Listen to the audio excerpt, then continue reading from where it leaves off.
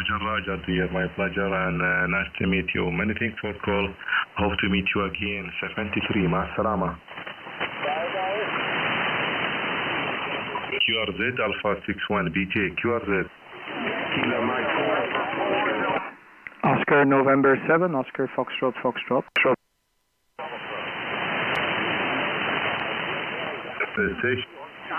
Station Alpha Hotel Whiskey. Could you repeat your call?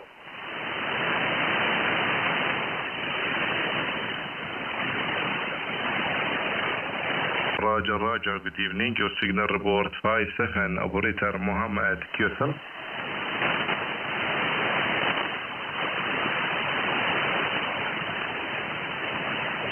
Roger, dear. Nice copy and nice to meet you.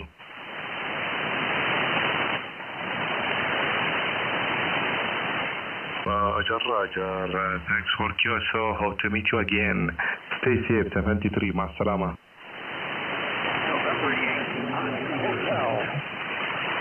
Station with Delta, go ahead.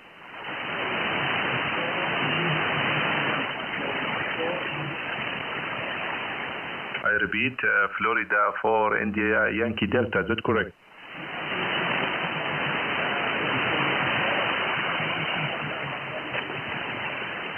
QSL, dear, good evening. Nice copy and nice to meet you. Your signal report 5959, capital city Abu Dhabi, QSL.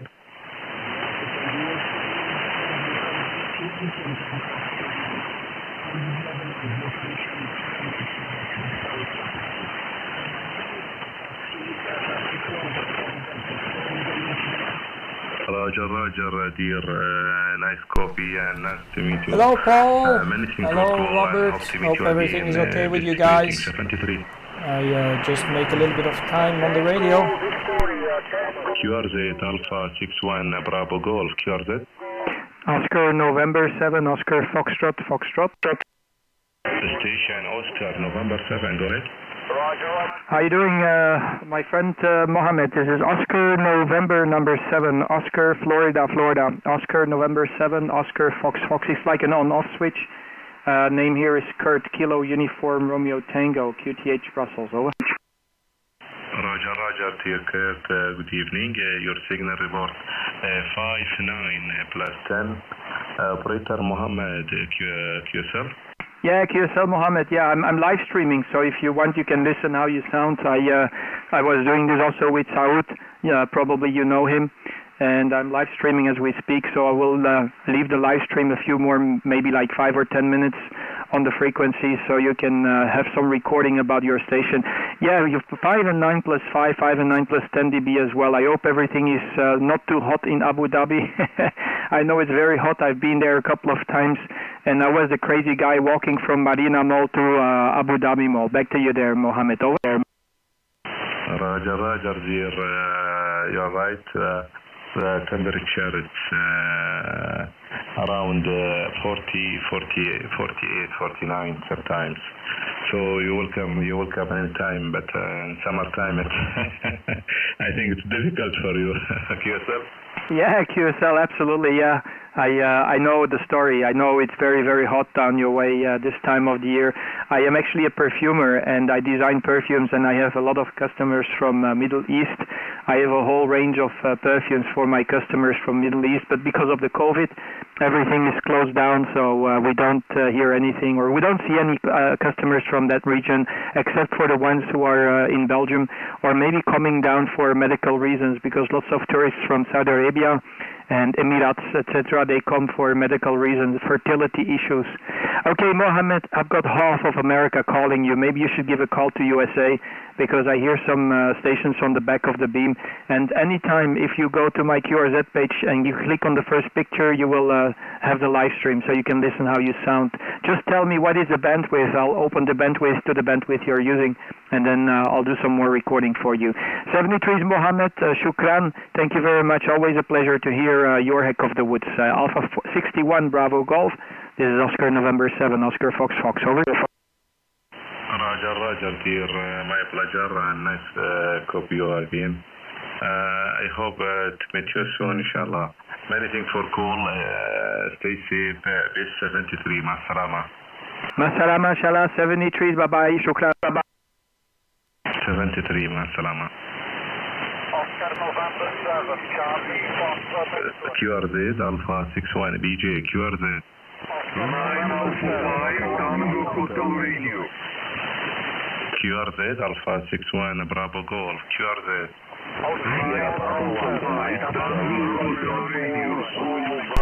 Hey, you guys, Kilo Mike 6, Yankee Sierra Sierra Dave, how you doing? Are you on the radio, mate? Let me know. I'll turn the beam over to you.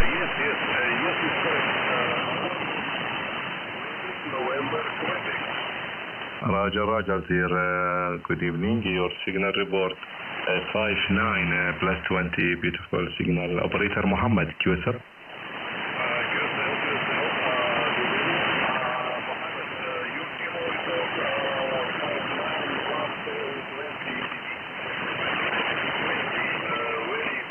Okay, Dave, I'll turn the beam over to North America, so I'll swap it around 180 degrees. So, and I'll take a frequency, see if I can get you guys out there.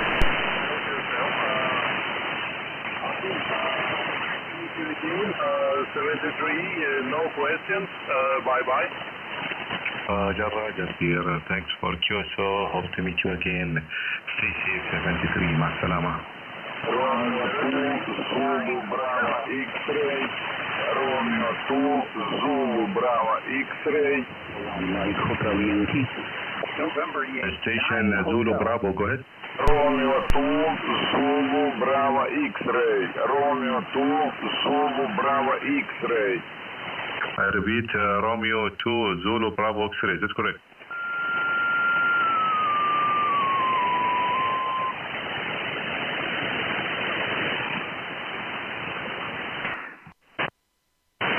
Is this frequency in use?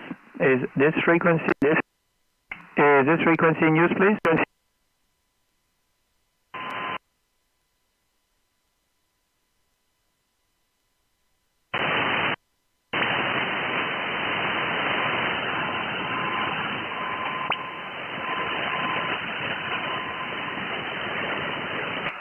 Again, is this frequency in use? Is this frequency in use, please? Over.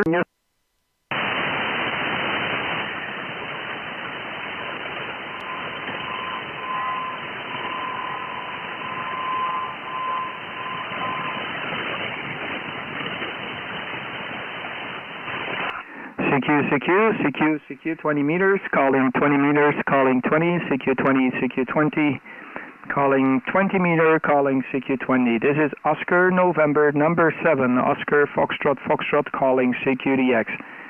This is Oscar November number 7, Oscar Florida, calling CQDX 20, CQ 20. This is Oscar November 7, Oscar Florida, calling Ocean Nancy 7, Ocean Fox, calling 20 meters and stand by. Tango Foxtrot 3, Japan Echo. Golf Foxtrot 3, Japan Echo, is that correct? Over. Tango Foxtrot 3, Echo. Actually, I can't hear you nothing here. Oh, okay, that's a surprise. How you doing? Andre, Tango Foxtrot 3, Juliet Echo. Wow, nice to hear Iceland. Always a big pleasure to hear your heck of the woods there, Andre. Name here is Kurt, Kilo Uniform Romeo Tango. Kurt is my name. Kilo United Radio Texas. The call sign is on-7 off. It's like an on-off switch if you look closely.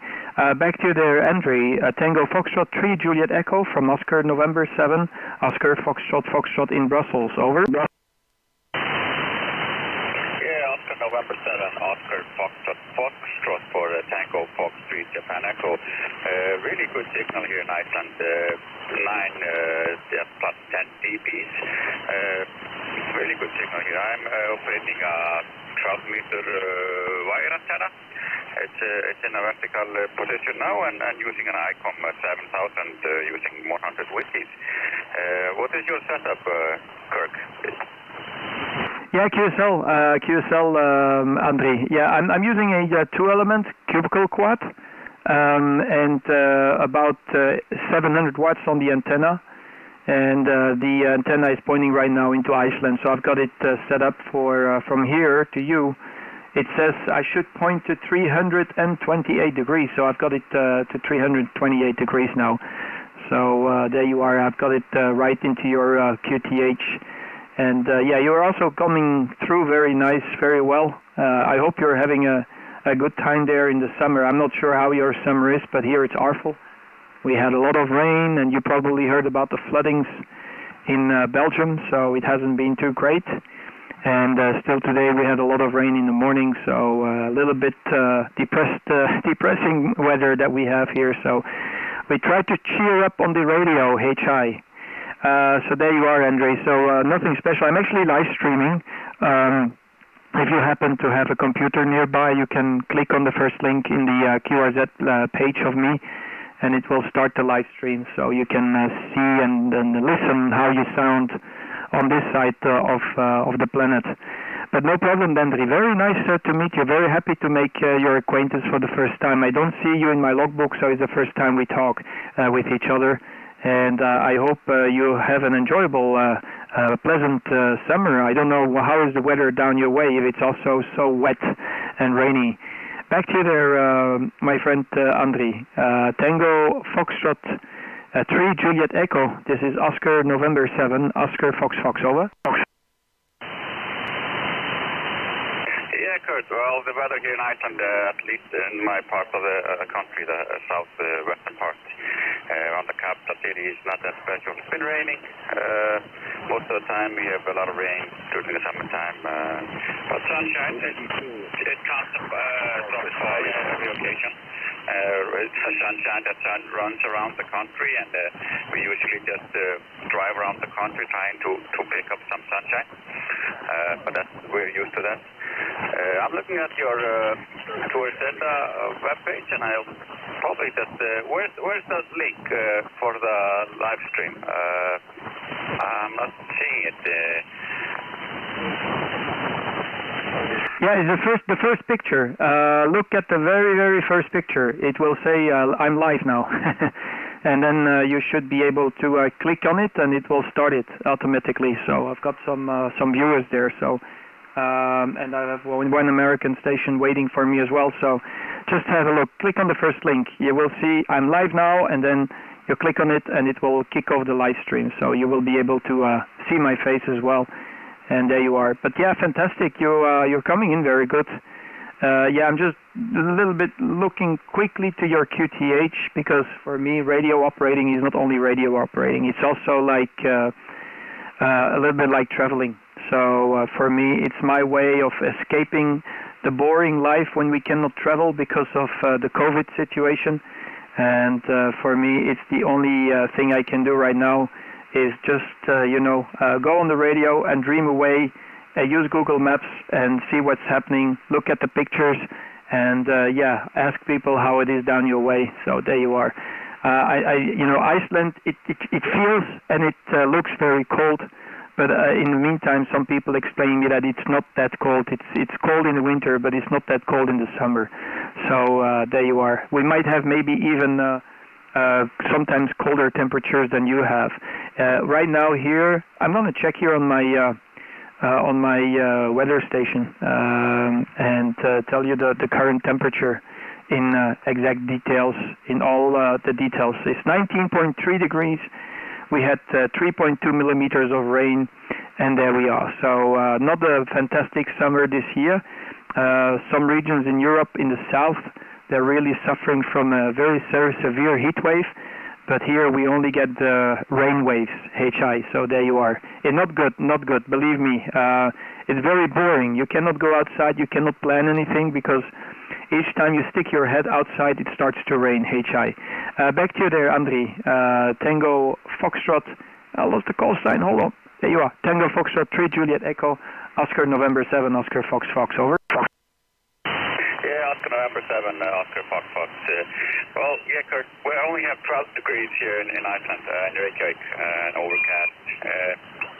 It's probably going to rain. It's always raining. Yeah, you were talking about your logbook. I'm not that much on the radio. I turn it on every occasion when I'm in the garage.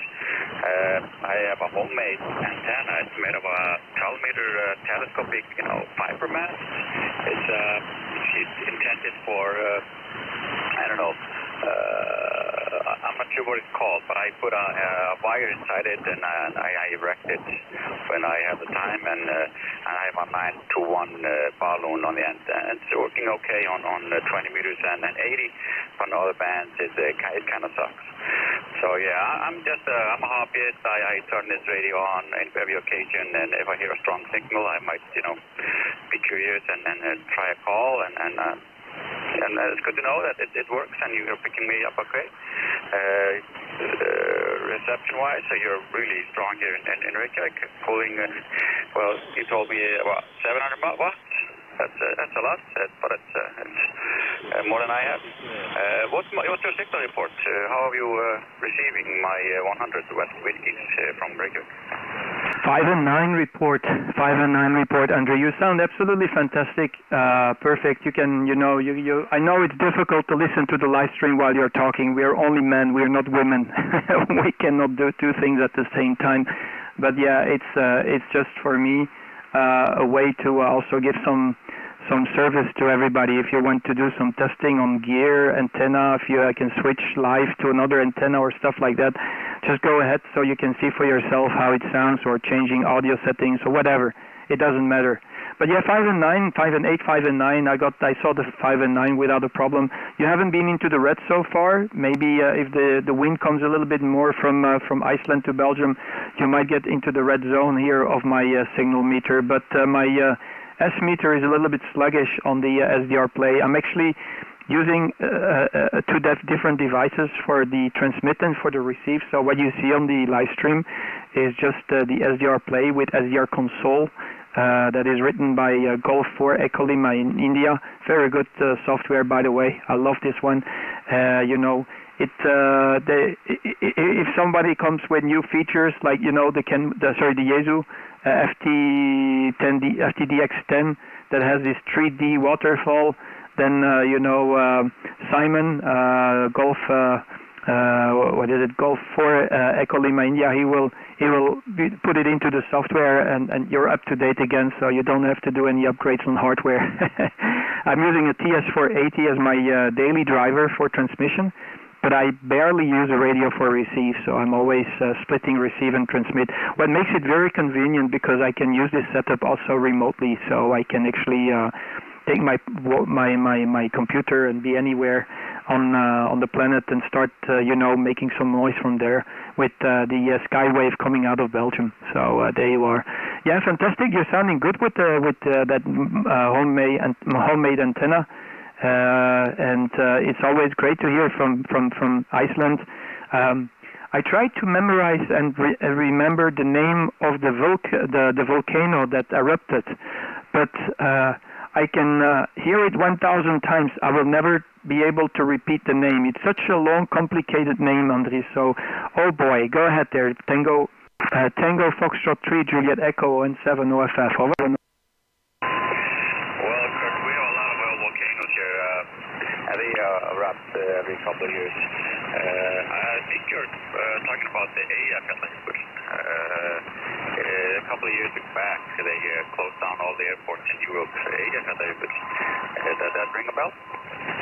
Yeah, I was impacted with that, because there were lots of flights that were canceled. I think there were also flights canceled coming from the United States to Europe, and also here in Belgium. I think there were some flights that were canceled. One day I saw a documentary about a crash investigation from an airplane that went through one of these volcano clouds. So ever since, when there is a volcano eruption and there is air traffic, they just cancel all the air traffic. And yeah, I know that there was a lot of things that were canceled because of that. So I'm actually a perfumer. I sell them on the tourist market. So it does have impact on the number of tourists that come to Belgium. So, and I do remember clearly. I think it was like 3-4 years ago, Andrew, if I'm not mistaken. Back to you, Tango Fox 3 Juliet Echo on 7 OFF. Yeah, it's all the small particles goes into the air, and then they're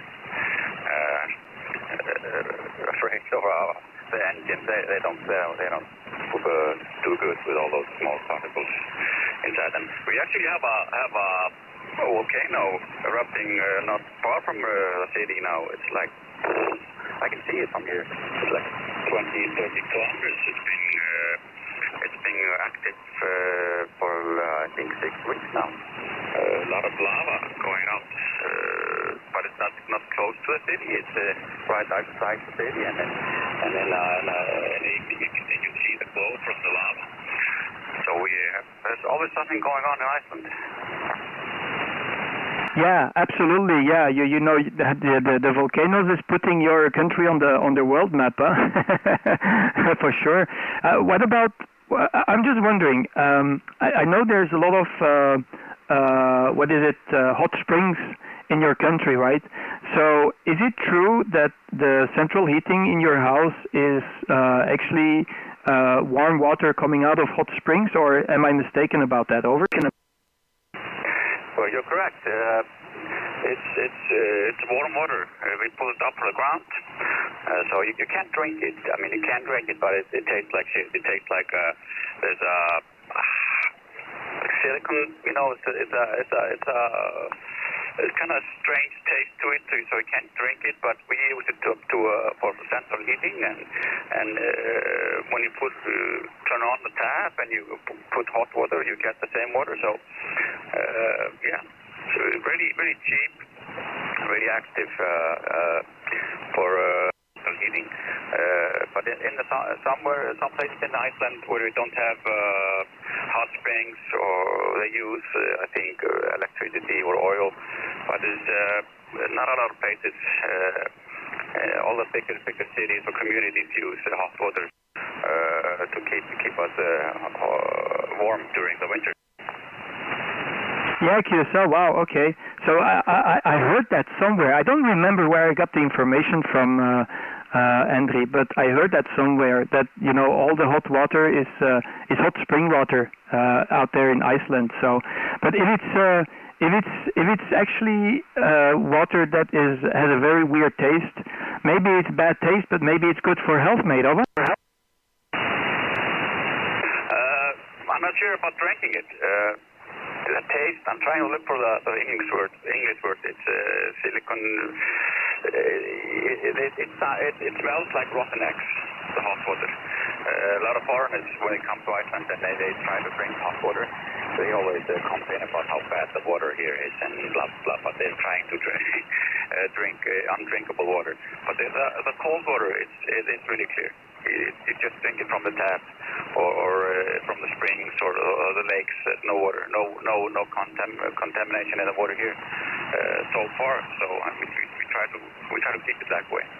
We spend a lot of effort trying to keep the water clean. Yeah, QSL. Tango Fox 3 Juliet Echo from on 7 off. Yeah, QSL. Yeah, I do realize what you're talking about. You're probably talking about the sulfur that's in the water. I've never been to Iceland, but I know the experience because I've been to New Zealand, and there is a region around Rotorua that is also hot spring area, and it smells like rotten eggs. It's just a molecule, because I'm a perfumer. I'm very into this stuff, so it's just a simple molecule, and it's very distinctive molecule that smells like rotten eggs because too much sulfur can kill you, So it's just a human brain that has been programmed to identify this particular molecule out of one per, I think it's 1 per 10 million. If you have only one molecule, you can immediately smell it, and people they are aware that this is rot, it stinks, so you don't drink it, you don't eat it, so it's not healthy, it's not good. And it's just programmed, it's a basic instinct that we all have, So I'm into perfumery, and I need to make stuff that smells good. But sometimes we use some of these sections of these molecules to make good smelling stuff, So that happens too. So we cut off a few of these molecules, and we make something great out of it. So it's part of the game. But yeah, fantastic. Yeah, it's absolutely interesting, and you teach me something new, So because I was not sure if it was a joke or if it was true, but at least now you confirm me that maybe all the houses are heated that way. I'm not sure, but I guess lots of them, you know. So you get a lot of snow where you are in your QTH, Andrew, or it's like, you know, okay, you get some snow, but it's more like winter time. So I'm just wondering, because here we can barely slow. We get like, if winter is really rough, we might get maybe like 2-3 weeks in a row of snow, but it's very unusual. If we get like a few days of snow, you know, people, all traffic jam all over the place. The world is collapsing. People cannot get back home because they're stuck in the snow. So we're absolutely not foreseen for this kind of WX conditions. But you know, I guess down your way, that's another story. So. Anyway, I'll pass microphone back to you there, Andrew. But great stuff, mate. Very interesting QSO. Tango Fox 3, Juliet Echo from Oscar November 7, Oscar Fox Fox. And yeah, I hope you like the live stream. I hope it can be of any service. You can show it to the family members, to the daughters, to the grandchildren, whoever, and tell them how you sound on the other side of the planet. Back to you there, Andrew. Over. Yeah, thanks, Kurt. I tried to open the live stream, but as you said, we're only men. I can't do two things at a time. And thanks for that sulfur. I was looking for that word, sulfur. Yeah, that's a correct chemical in the hot water here. And yes, I'm not joking. I'm not sure about the percentage, but most of our cities or smaller towns we rely on hot water coming from the ground. It's really very, you know, it's rare to find a small town or a village with no hot water from the ground because of all the heat in the ground. We are lucky with that. But during the winter time, you were asking about the snow and the winter conditions. It varies. In the southern part where I live, we usually have temps around 0 degrees. It goes up and goes down. We might have rain. We might have snow. We might have snow before noon, and then we have rain. It goes up and down. But in the northern part, we have maybe a lot of snow for many months. In Reykjavik, we only have snow for 2 or 3 weeks most.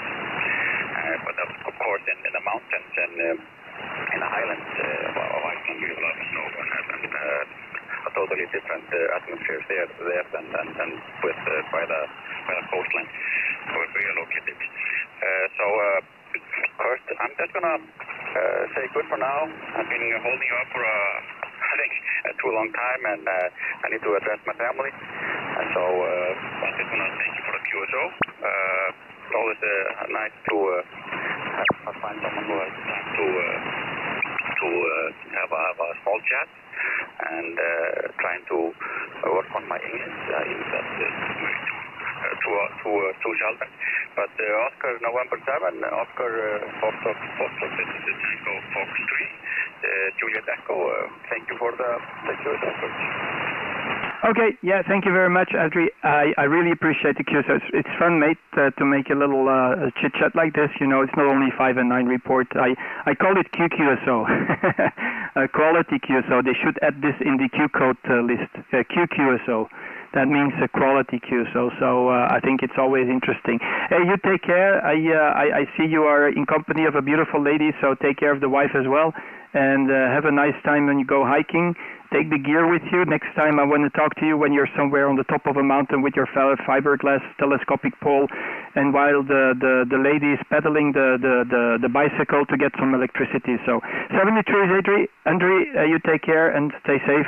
And yeah, enjoy the DX. I hope you can find a lot of stations there that are interesting to you. Tango Foxtrot 3, Juliet Echo. This is Oscar November 7, Oscar Fox Fox. I'll wave to the camera so you can look back to it. It will be permanently on YouTube. Unfortunately, I'm not sure how long, but normally it should be forever. HI 73, Andre. Tango Fox 3, Juliet Echo. ON7 OFF. God bless you. Stay safe.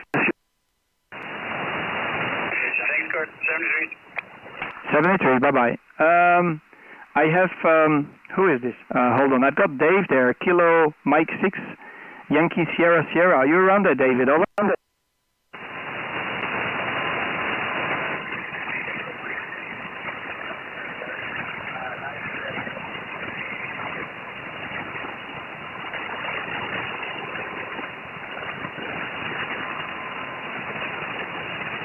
Yeah, David, I think you were speaking, but you're right in my noise floor. I've got a high noise floor here because ground floor is pretty high because of some devices somewhere. I'm not sure, but I'm pretty sure you can get me. I'm using about 600, 700, 800 watts, so that might be the difference. But nice to meet you there, David. Kilo Mike 6 Yankee Sierra Sierra, Oscar November 7 Oscar Fox Fox. Now back to you there, David. I'm going to see if I can pull you out, but you can obviously see on the live stream not a very clear signal here.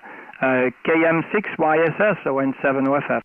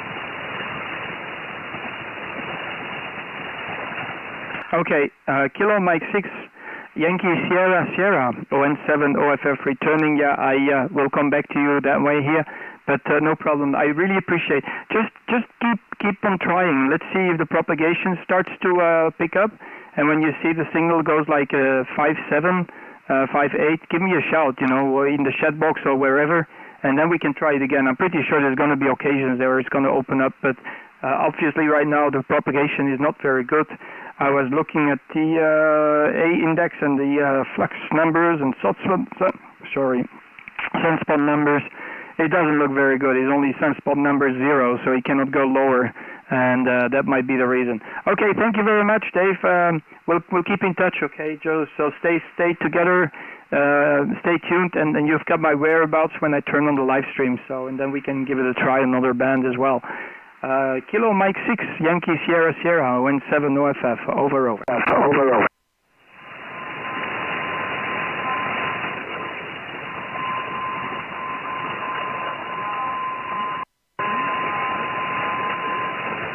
Okay, any other station? This is Oscar November 7 Oscar Foxtrot. This is Oscar November number 7 Oscar Florida.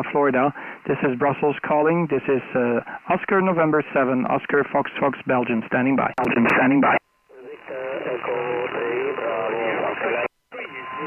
Victor Echo 3 Bravo Romeo.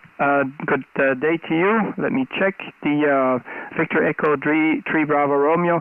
It must be Darius. Nice to meet you, Darius. This is Oscar November 7 Oscar Fox. Operator name is Kurt.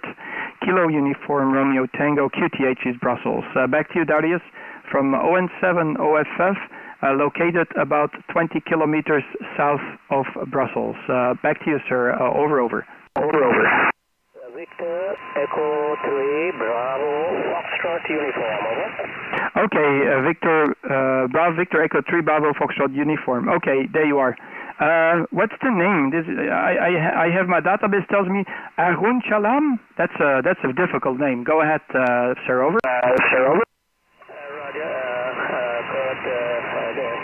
It's a long name, but I go by the name Jana Juliet Alpha November Alpha, Japan, American, and C America, the first 4 letters of my name.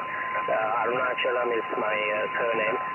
From 4 Sugar 7 land, you are 5 and 9 plus sometimes on the peak. QSB is very deep, so sometimes you go down to 5 and 7, 5 and 5 Kurt. November 7, V3BFU. Yeah, QSL, no problem. Fantastic. Yeah, Jana, I have you in the clear all the time, so no problem. Are you? I guess originally you're not from Canada. Do I hear a name that is Asian, or just give me some details, because I think maybe you're maybe from Asia. I'm not sure. So back to you there, sir. ON7 OFF with Victor Echo 3 Bravo Foxtrot uniform. Over. QSL Oscar November 7 Oscar Fox 3BFU. You are perfectly correct, Kurt. Yeah, I'm from Asia. Just came to Canada in 2003 from 4 Sugar 7 land, Sri Lanka. Before that it was known as Ceylon, Indian Ocean, just below India. I have my home call 4 Sugar 7 Juliet November. Did work only for a couple of years when I was out of my island there.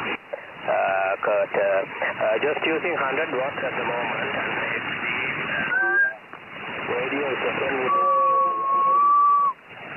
microphone and the old desktop mic for the radio. Back to you, Kurt. Oscar November 7 Oscar Fox V3BFU. Yeah, QSL VE3BFU ON7 OFF returning. Yeah, QSL there, Jana. So yeah, my assumption was right. Yeah, I recognize these names. I do see a lot of people from all over the world, and yeah, I'm used to see these names sometimes. And yeah, that's also a lot of experience on the radio. Sri Lanka, boy, I don't know what did you get moving to Canada, because Sri Lanka is such a beautiful country, mate. It's absolutely fantastic. I've seen a lot of videos. I've never been there, but I know the people are extremely friendly. I have friends who have been there, and they could only glorify the country and their travel experience. So they were really very happy to tell me that they had one of the most wonderful experiences when they traveled. So I guess it must be something like a lady that took you with her to Canada or something like that. So that's my assumption. But yeah, fantastic, mate. My wife is from Thailand. If you look on my QRZ page, you will see her picture. And by the way, I'm live streaming. If you click on the first picture while you're at it, you can listen to your own voice and see how you sound. The 100 watts is doing very, very well for you. I didn't pick up what is the antenna setup. I'm using a 2-element cubical quad with about 800 watts on the antenna, 700, 800 watts in peak. And my receiver is the SDR Play with the SDR console. I'm actually splitting my receive and transmit. And my transmitter, my transceiver, my daily driver transceiver is the Kenwood TS480. I don't care what is the transceiver as long as the signal is clean, because I'm basically using my SDR Play as my receiver. So it makes it very convenient for me, because I've got a whole overview of the pan adapter and the band. Back to you there, Jana. Victor Echo 3 Bravo Foxtrot uniform, and very happy to make your acquaintance. First time, but very happy to talk with you. And yeah, you get me dreaming now about Sri Lanka, mate. Back to you, over. November 7 Oscar Fox 3BFU returning 5. Right, did move to Canada because of the children and the family. But I do miss the oceans and my island, Sri Lanka, because I do swimming, so I've been swimming all around the island, going to places, different you are perfectly right.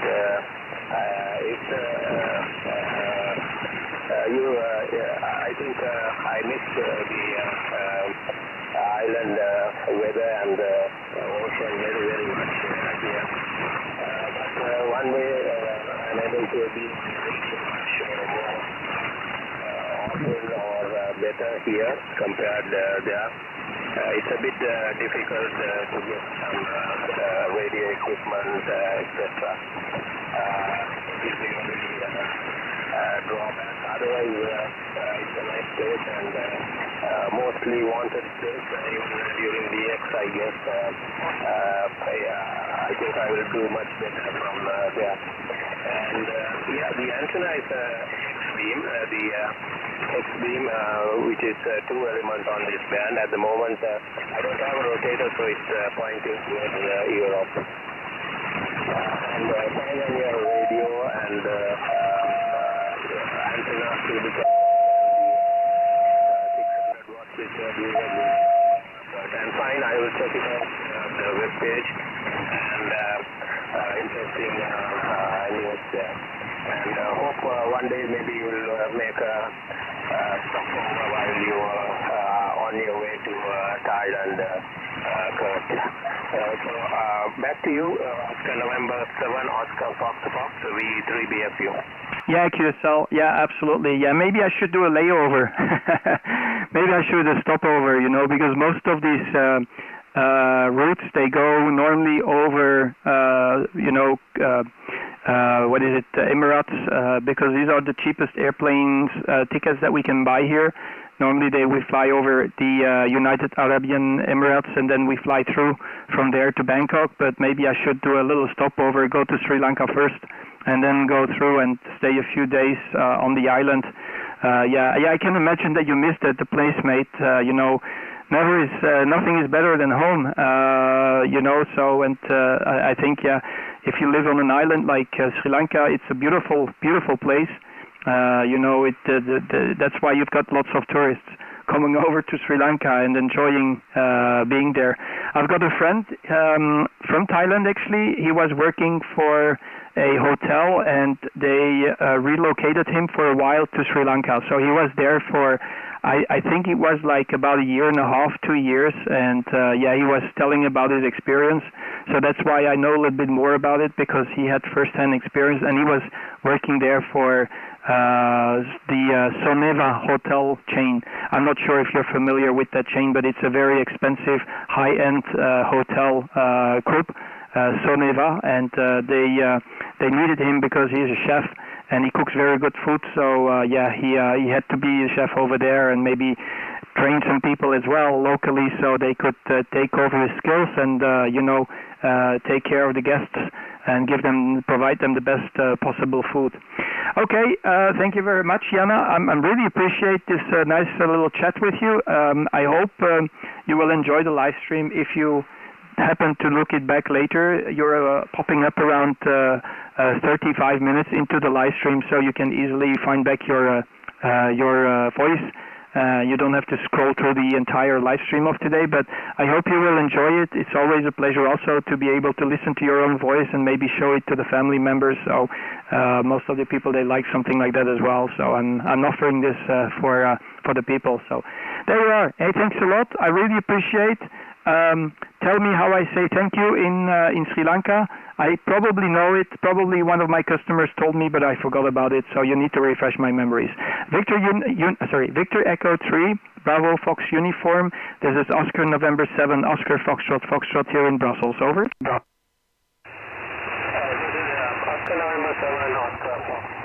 Returning Kurt. Nice copy, and thanks very much for extra report or the privilege of able to listen to the voice. I will take a look and maybe it will be interesting to see. Hello Andy, how are you doing? And thank you very much, Dave. I will check it out, no problem. I sound over there in Brussels on your SDR receiver there. And back home, either we say Vanakkam or greetings in Tamil and Ayubovan in Sinhalese. The two languages are there. So those are the two ways that people greet each other there. Hope you got it, and maybe you would have heard it on the internet or back to you, and nice meeting up with you. Hope to make again QSL on this band or other bands. and find that your friend was in Sri Lanka in the hotel. And yes, just lately he would have been giving out some good training and getting the customers with special meals there. Oscar November 7, Oscar Fox, and VE3DSU 73s, and I want one of them from Sri Lanka. Thank you very much. I really appreciate Jana, and stay safe there in Canada. Try to stay away of that bloody virus. It really messes up the entire world, especially for me and you who need to travel. We cannot travel, so these are hard times. And I think being able to use the radio, it's an scapegoat for this traveling virus that we have, and we cannot fulfill our basic needs of traveling. So there you are. 73 is Jana, take care. Victor Echo 3 Bravo Fox uniform. This is Oscar November 7 Oscar Foxtrot. Foxtrot, God bless you, and stay safe. Bye bye. Thank you, mate. Bye bye. Thank you, mate.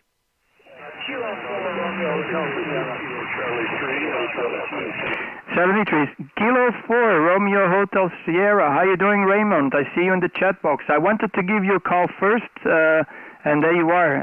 You take the call letters out of my mouth. Go ahead, Kilo 4 Romeo Hotel Sierra. This is Oscar November 7 Oscar Foxtrot. Foxtrot operator name here is Kurt. Back to you, sir. Roger, Kurt. Here, 59 Truck in the Cutler Bay, Florida. Yes, we are a good friend of Alex, I'll tell you right now, Whiskey 7 Hotel United. I see you make reference to him, but we're good friends as well. Very fine station there, Kurt. I just want to jump in there and say hello to a couple other officials. But I just want to wave a hand from Miami, Florida. Yes, frequency in you. Yeah, QSL, no problem there, Raymond. Absolutely fantastic. Yeah, if you hear him, if you hear Alex, tell hello to him. I haven't much time. It's the basic problem that I have during summertime is I have not much of a time to spend on the radio. And then also the propagation just opens up very late into North America. I should do some late night DXing if I want to talk with him. I know Alex, he comes home pretty late from his job, and most of the time I'm off to bed before he starts to operate on the band, so I have some trouble to cross aerials with him this time of the year. But yeah, anyway, it's Alex is a very nice gentleman. He has been extremely helpful as well, and I really like his live streams as well. So it makes good sense to do something what we're doing and providing people the service of being able to listen to their own station, how it sounds on the other side.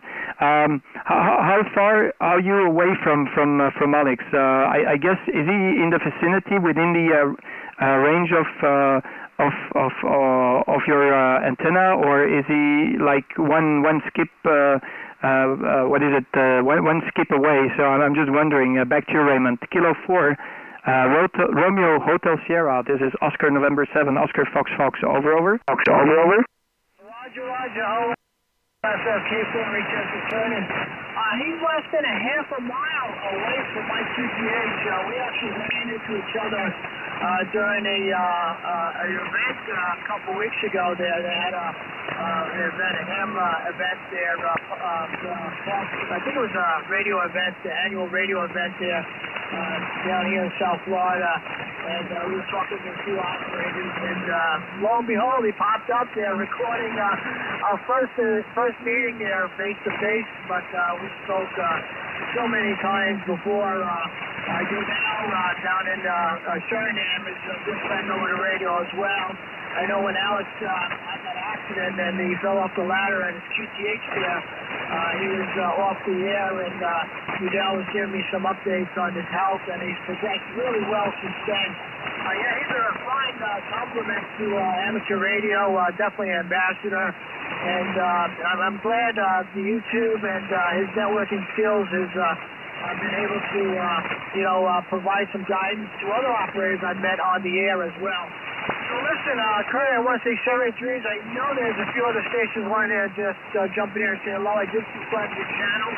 If I see you talk to Alex, I will send off your regards to him. And again, keep up the fine work. I'm at work at the QTH, so I go from my laptop at work over to the radio and then back over again. So that's my luxury. So we do this work from home 3 days a week. So we're pretty lucky. You stay safe and healthy. All the best to you and your family there. And we're Lockjaw QRZ. And until next time, ON7OFF K4HS. We're going to let you wrap it up. 72s, my friend. Yeah, QSL, absolutely fantastic. Yeah, well, that's great, mate. I won't tell your boss that you're operating the radio during office hours. I will keep it secret. I swear, okay? So I won't give him a call. So there you are. No problem there, my friend. I really appreciate coming back to the call there, Raymond. Always a pleasure to hear some voices that we know. We're just one friend away from each other, and now I've got you in the logbook, mate. So I see new calls. So you're a new one to me as well, and that's great. 73s. I'll talk to you soon, Raymond, and don't forget to pass the greetings to Alex next time you hear him. And if you've seen him, you must have smelled the perfume that I sent to him. So he must be talking about, or he mast have had all the chicks around him because of the nice perfume. 73s, take care, Raymond, and you stay safe. ON7OFF, Kilo 4, Romeo Hotel Sierra, over. Ciao, ciao, my friend. All the best. 73s, keep an eye on Alex, okay, when he walks around with that perfume, because, it attracts the ladies of 95 years and older. Keep an eye on that. You'll probably confirm that next time you talk to me. Bye-bye. I will. Take care. Bye-bye. Kilo 4, question mark, radio 3, Delta Echo. K4. This is radio 3, Delta Echo. You copy? I think, Raymond, somebody is calling to you. Can you propose a frequency to the station who is calling to you? I'll pass it over to the other station. Over.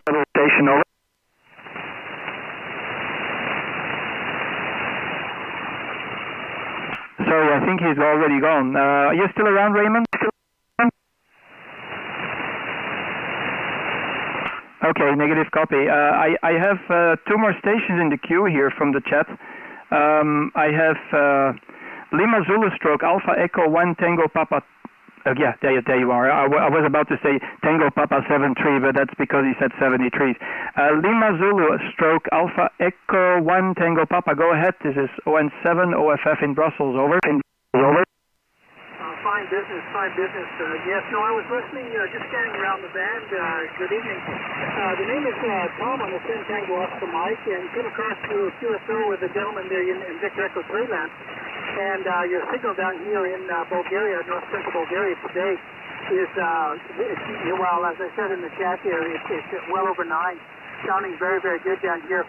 Just running an AST 897D. It's been in the box for a couple of years. Pulled it out. I'm sitting on the picnic table here under the peach tree, if you will, just trying to enjoy the evening. So your call, I believe, is Oscar November 7, Oscar Fox, Lima Zulu stroke Alpha Echo 1 Tango Papa. Back with you, sir. Yeah, QSL, Lima Zulu stroke Alpha Echo 1 Tango Papa. Yeah, QSL, Thomas. So you're physically sitting in Lima Zulu, is that correct? You're right now in Lima Zulu. You're not using remote, because there is a big Lima Zulu remote station available for American stations. So I'm just wondering, back to you, Tom, over. Yeah, no, it's all good. We're sitting here in Bulgaria, north central Bulgaria. Tiny little village with just a few hundred people in it. And because of the passport that we hold, we couldn't get into Europe last year, couldn't get back there. We've got a little QTH up here. We bought this place back in 2008, but the foliage has grown so much. We have trees where we had bushes, and I no longer have a lawn. I'll leave it that way. So spending a lot of time trying to get the place back into shape. So yeah, we're physically sitting here in north central Bulgaria doing it.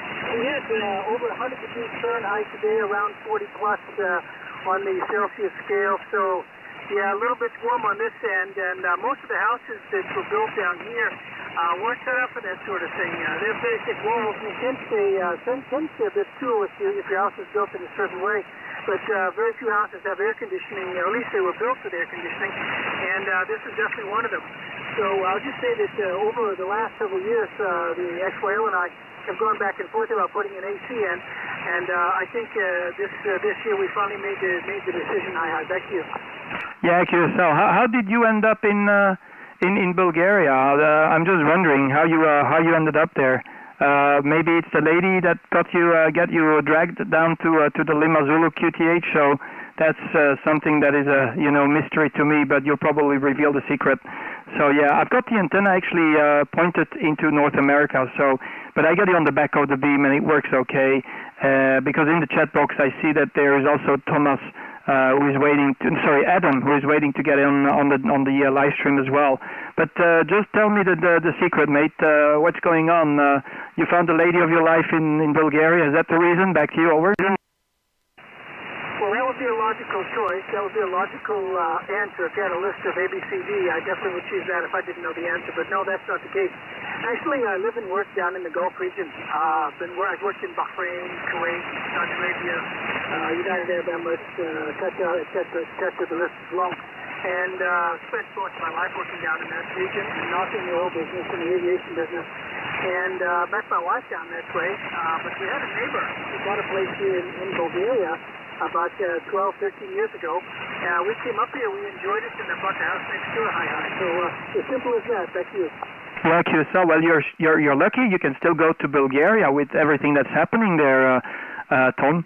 I am actually, I've got some friends, and they're also working in the Middle East. They work on oil platforms and that kind of stuff. And my wife is from Thailand, but I can still go back home here in Belgium, and I'm back home here in Belgium, but.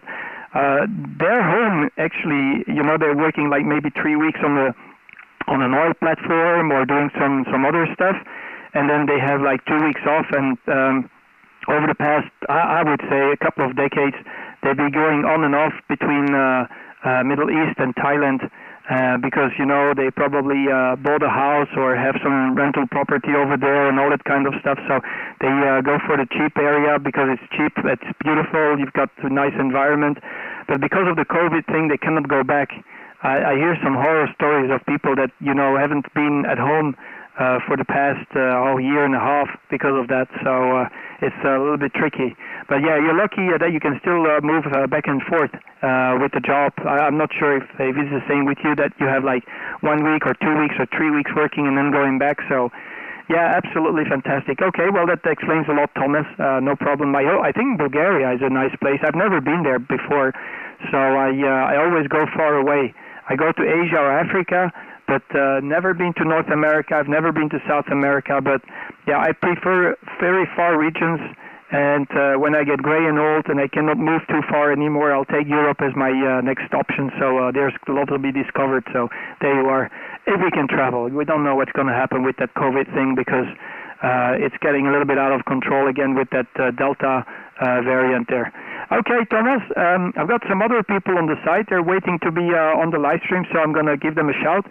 But really nice talking to you. I really appreciate. I hope you enjoy the QSO. I hope you'll enjoy also being live here. And you give me a shout next time you see me around. I will be very happy to and pleased to give you another call. Lima Zulu stroke Alpha Echo 1 Tango Papa. This is Oscar November 7 Oscar Foxtrot here in Brussels. Over. Yes, Roger, yes, no problem. Yeah, maybe I can get you with my other call sign. I have a QTH down there in Bahrain. I base myself out of Bahrain. And a call sign down there that I operate under is Alpha 92 Gulf Whiskey. So I don't get a chance to use the North American call sign unless I come up here into Bulgaria. And of course you get the Lima Zulu in front of it. Yeah, so we were one of those actually. We were stuck in Saudi Arabia for 9 months last year. Couldn't leave. The family was just across the bridge here in Bahrain, unable to get across to see the family.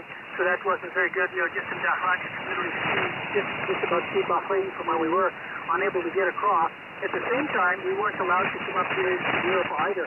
So this just opened up on the I think the middle of May it opened up. And so the family came up here. I was still working down in the Gulf here, and I got up here on the 18th of July, and I'll be leaving again soon, expecting that we probably will be in another situation soon where we won't be able to get back. So we're just taking advantage while we can. Anyway, there's a lot of other people who like to get on the live stream and get a chance to chat with you. Appreciate that.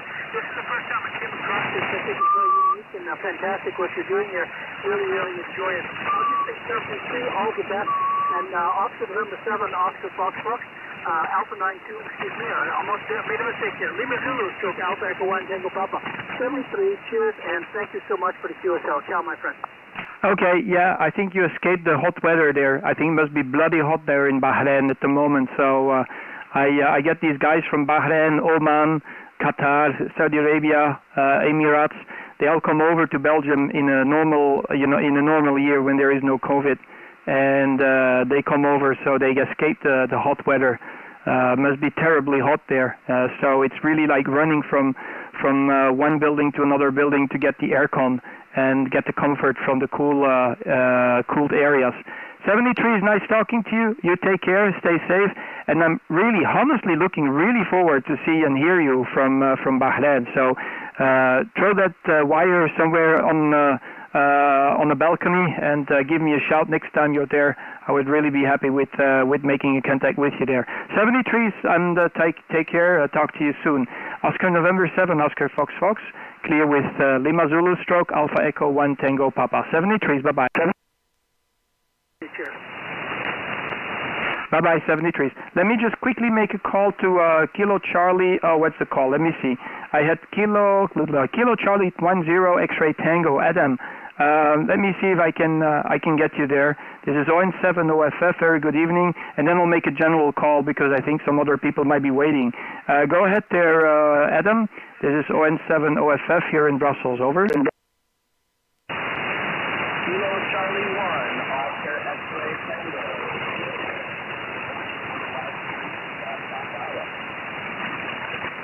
Yeah, QSL, Tom, Adam, no problem, yeah. Not very strong signal, but you're coming through. I hope you have a good copy on me. Let me know what is your working conditions. I'm using about 700 watts, 800 watts on a 2-element cubical quad, and it's pointing right now right into your direction there. Back to you there, Adam. Kilo Charlie, sorry, do I have it right? No. Yeah, Kilo Charlie 10, X-ray Tango. This is Oscar November 7, Oscar, Florida. Back to you, sir.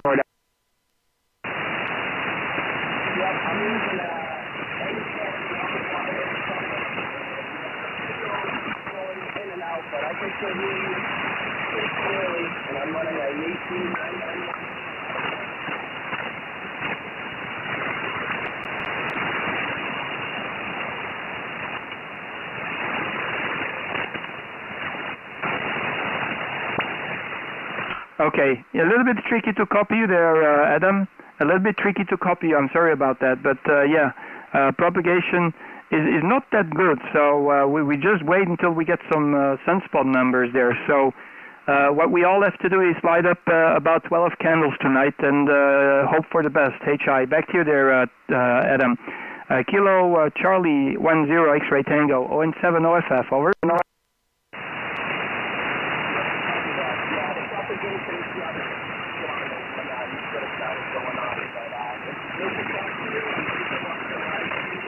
Very much enjoying it, and I'll go back and let the channel go and open, and it was very nice to meet your appointment. Thank you very much, Adam. You take care. I have you in the log. Let me just type your call sign in the log because otherwise I might forget it, and then it will be permanently logged for me. So that's perfect.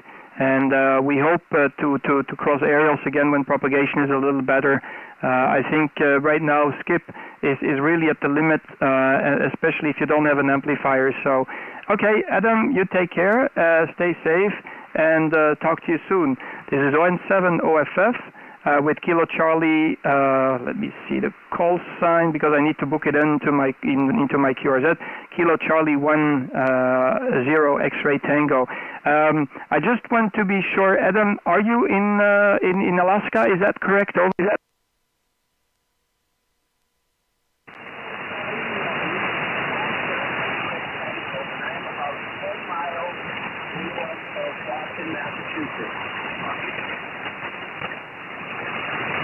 Okay, QSL. Okay, so I'll correct it because it says Alaska here. I don't know why, but I'll put it. It's Massachusetts. Okay, no problem. Okay, thank you very much, and you take care. Stay safe, and we'll catch up with you soon again. ON7 OFF with Kilo Charlie 10 X-ray Tango. 73, and good luck, my friend. Over. November 8, Lima. November 8, make your call again. November 8, this is Oscar November 7, Oscar Fox, on 7 off, like an on-off switch. Go ahead. I hope you were talking to me. November 8, Lima, Charlie. Copy?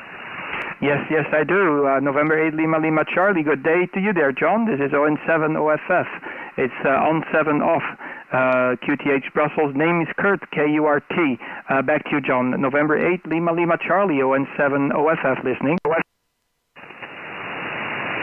very good, Kurt. I'll say good afternoon from my end to you. I'm not sure what time it is over in your neck of the woods. A little bit later, I think. Probably evening. Nonetheless, good signal in here. 5-9, holding very steady. Been listening to you for a bit, so I better give it a shot. So I appreciate the contact very much. 75 degrees here. Beautiful day. It's been really hot, really humid. House has been closed up for almost a month. And all the windows open, and I got fresh air for a change. That story just tinkering around in the shack, rearranged itself. I just moved my whole shack from the basement upstairs here, and I've still got some work to do, but hey, we're making some good progress, and it is fully functional, so that's the fun part. Nonetheless, all right, I won't hold you up. I know you got a lot of people out there hollering, so I just wanted to see if we could make the contact there. So I'll say 73, be safe, have a wonderful day and or evening, and we'll talk to you again, hopefully somewhere down the band. And it's LLC, John in Lansing, Michigan.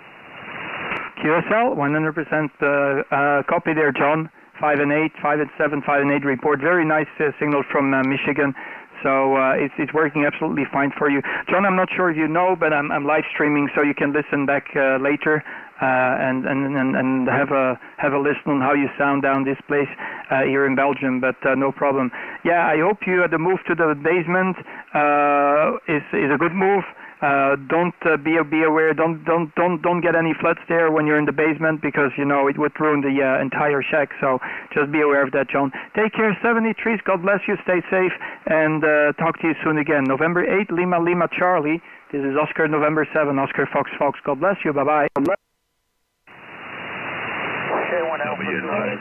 X-ray. Okay, I got the X-ray station. Make your call. Complete the call. QSL, the call is Whiskey 9, United X-ray. The name here is Marvin.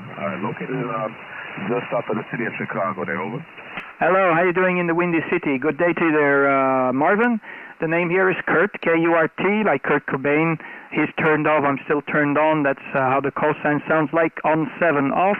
QTH is Brussels in Belgium. I'm just about 15 miles south of Brussels. It's a 25-minute drive without traffic jams to the city center of Brussels from my place there, Marvin. It's a small city. It's not to be compared like Paris or something like that. So it's a very small city compared to big metropolitan cities like Paris. Marvin, 5 and 9, very beautiful signal from you, mate. You're sounding absolutely fantastic. Back to you, sir. QSL, Kurt. Yeah, you find me here also. Little QSB on the signal, but nothing major, man. I've been sitting here listening for a little while, and actually at the same time, I'm checking out your live stream also. So doing a great job, Kurt, back this way. But like I said, just a little bit QSB, but nothing major, man. Here you 100%. And right now, you dick up to a strong 5.9. Earlier when I was listening, I was going to give you a 5.7. But conditions have changed, man. So you have earned your 5 by 9 here to the Chicagoland area. I'm just south of the city of Chicago, right at the Illinois-Indiana borderline. But sounding good back this way. And but not going to hold you, Kurt. Just want to get in there and make the contact with you. And I will be checking out your QRZ page a little bit later there. But sounding good back this way. Hope to get a chance to work you again, that's for sure. On 7 off. I like that. Oscar November 7, Oscar Foxtrot from W9, United X-ray, over. Yeah, QSL. I'm quickly going to check how propagation is going to be, if it's going to get better or worse. This is what I can see from here. I'm just looking if you with that little time lag that you have on the live stream. This is 1700, so local time, or GMT time. This is 1800. So let me just compare both. Yeah, normally propagation should get a little stronger, especially around 2100 local time. So in 2 hours, it should get much better into the United States. If you look at the video, you will see it. So it's a very good website. Make a note of it if you want to. It's Delta Romeo 2 Whiskey Delta Echo, and then it's /DX-propagation. Gives you a very good idea on what to expect from the skip. So you can just check it out by Arlie on how it's going to be. Okay, great stuff. I'm really looking forward to having you, QSL. You have a beautiful sounding station there. The audio is absolutely perfect. Nothing to worry about. Also, the signal is very strong, Marvin. So you're doing an absolutely fantastic job with your gear there. So fantastic. 73, thanks for giving me a shout, and talk to you soon again. Whiskey 9, Uniform X-Ray X-Ray. This is Oscar November 7, Oscar Foxtrot here in Brussels. And thanks for being part of the live stream. I hope you enjoy it. Bye-bye. 73. Bye. QSL 73 and good luck. 73, bye-bye. QRZ, Oscar November 7, Oscar Foxtrot. We're standby listening. November 2, India. Wow, okay. November 2, India. You're right on top there. How are you doing, Sigrid? This is ON7 OFF operator named Kurt. Go ahead, sir. Okay, Kurt, good to hear you. Incidentally, there's a mobile station calling you.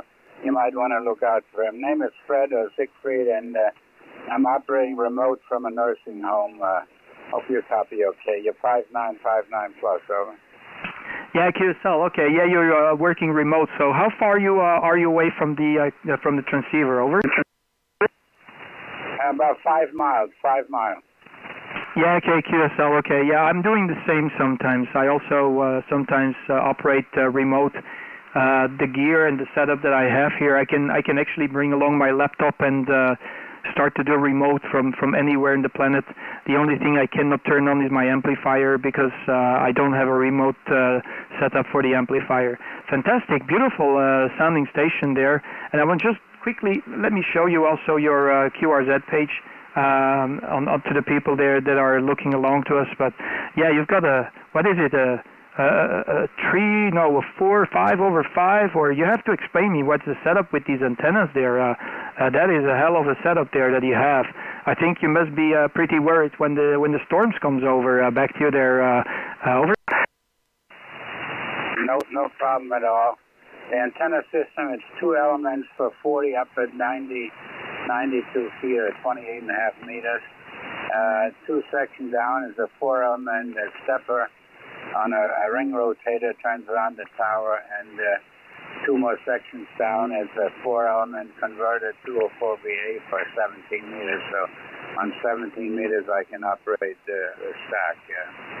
And transceiver is a Flex 6300, also a Flex solid-state amplifier, and that's running close to the legal limit here. Yeah, I turn my amplifier on with a remote switch. I have also an old L4B. I can do that as well, but it's only on one band. This solid-state amplifier can go from band to band. I'm doing it mainly because I can be with my wife. Unfortunately, I had to bring her to a nursing home 2 weeks ago. I'm actually up the garden from the nursing home. Good, nice to catch you again. Good signal. Thank you for the contact. We'll talk again soon. N2II iPhone remote. Yeah, QSL, fantastic. N2II ON7 OFF returning. Yeah, beautiful. Absolutely fantastic. Yeah, that's a nice setup you have. I also like the remote setup, especially when I can sit down somewhere in the field or in the garden and have some birds around me flying around my ears and some bugs and some mosquitoes and do some DX at the same time. So there you are. 73, thank you very much, Siegfried, for the nice little chit-chat. You take care, and hopefully we can cross aerials again. I'm pretty sure with that kind of a setup you have, it's going to be pretty easy. November 2, India. This is ON7 OFF here in Brussels. I'll wave on the camera as well, mate. Thank you very much. Over. Okay, very good. And since you mentioned bird, I'm watching the bird feed as well. They have a beautiful garden here in the nursing home. And I'm outside here watching the birds and the bees. no bees. Take care. It's been my pleasure. N2II. Bye-bye. Yeah, QSL, yeah, we get a lot of mosquitoes this year over here because of the rain. We had terrible summer so far. So no summer so far. I think we're gonna go straight from the winter back to the winter without any summer at all. 73 Sigrid, November 2 India, 07 OFF. Bye-bye, God bless. Bye-bye. Bye-bye, thank you. Okay, 73 is QRZ, 07 OFF, Oscar, November 7, Oscar, Fox, calling from Brussels, QRZ. There was a mobile station that Sigrid was pointing out. Can I give the possibility to the mobile station? Mobile station, can you make your call?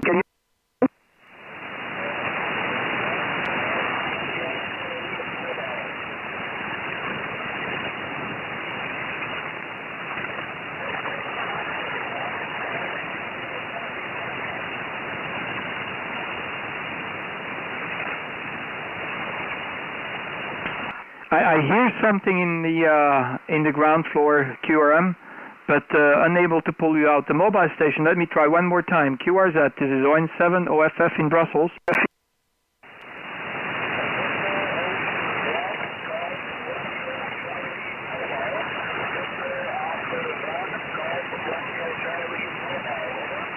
Okay, I have question mark Alpha 1 Golf Romeo Yankee Mobile. Question mark Alpha 1 Golf Romeo Yankee Mobile. Can you just give me the first letter of the call sign? I think the rest is correct. Back to you, sir.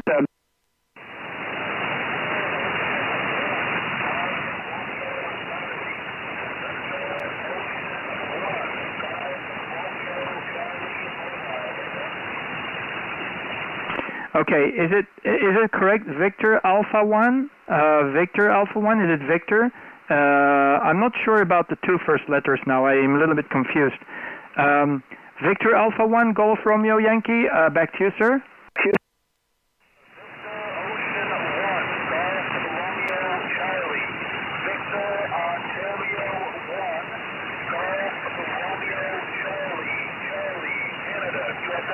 Okay, I got it. Victor Oscar 1 Golf Romeo Charlie. There you are. Okay, I got you there. No problem. It's from the grassroots amateur. What is it? Yeah, you have to clarify your first name. Thank you very much for calling, and you have to also give the credits to Secret because he pointed out that you were calling me, and very happy that I can make you come through.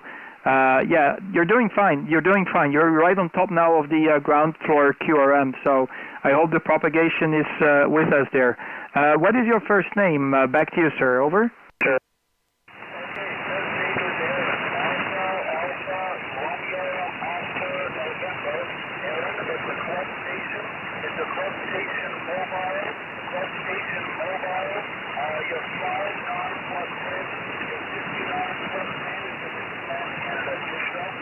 Yeah, QSL, thank you very much, Aaron. 59 plus on the mobile. That's surprising. I'm really surprised. No problem. Yeah, you have to tell me. I'm looking at the page, but I don't see any picture from the mobile setup. So you have to tell me what's your working conditions because you're doing the trip. It was a little bit tricky in the beginning, but the propagation gods are with us tonight. Back to you there, Aaron. Over.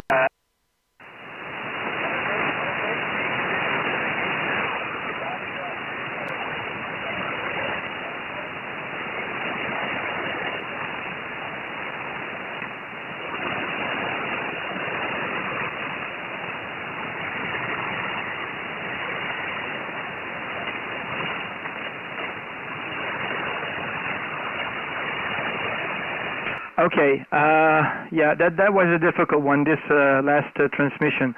That was a difficult one, so I'm sorry about that. Okay, Aaron, but you make the trip. I have you, let's say, signal strength of 3 to 4, but radio is 2 to 3, so there you are. So I am just correcting the call sign of Adam.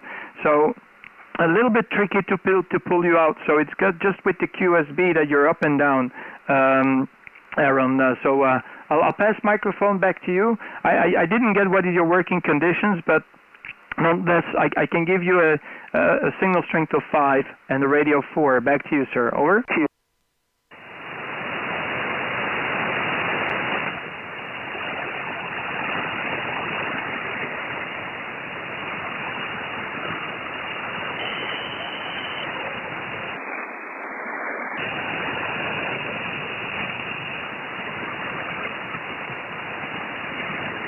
Okay, I lost Adam. Aaron, sorry. Aaron, thank you very much for calling. I really appreciate. So you make the trip into Belgium. Fantastic. Congratulations from the mobile. That is a very remarkable QSO. I really hope it makes you happy too there. Victor Oscar 1, Golf Romeo Charlie. This is Oscar November 7, Oscar Fox Fox waving the hand. And take care, stay safe. Over.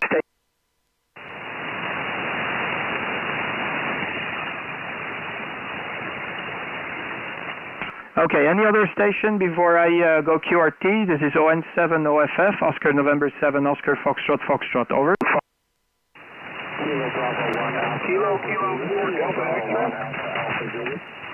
Kilo 4 Delta X-ray. Go ahead. Nice to meet you there, Willis. This is Oscar November 7, Oscar Fox Fox. Go ahead, sir.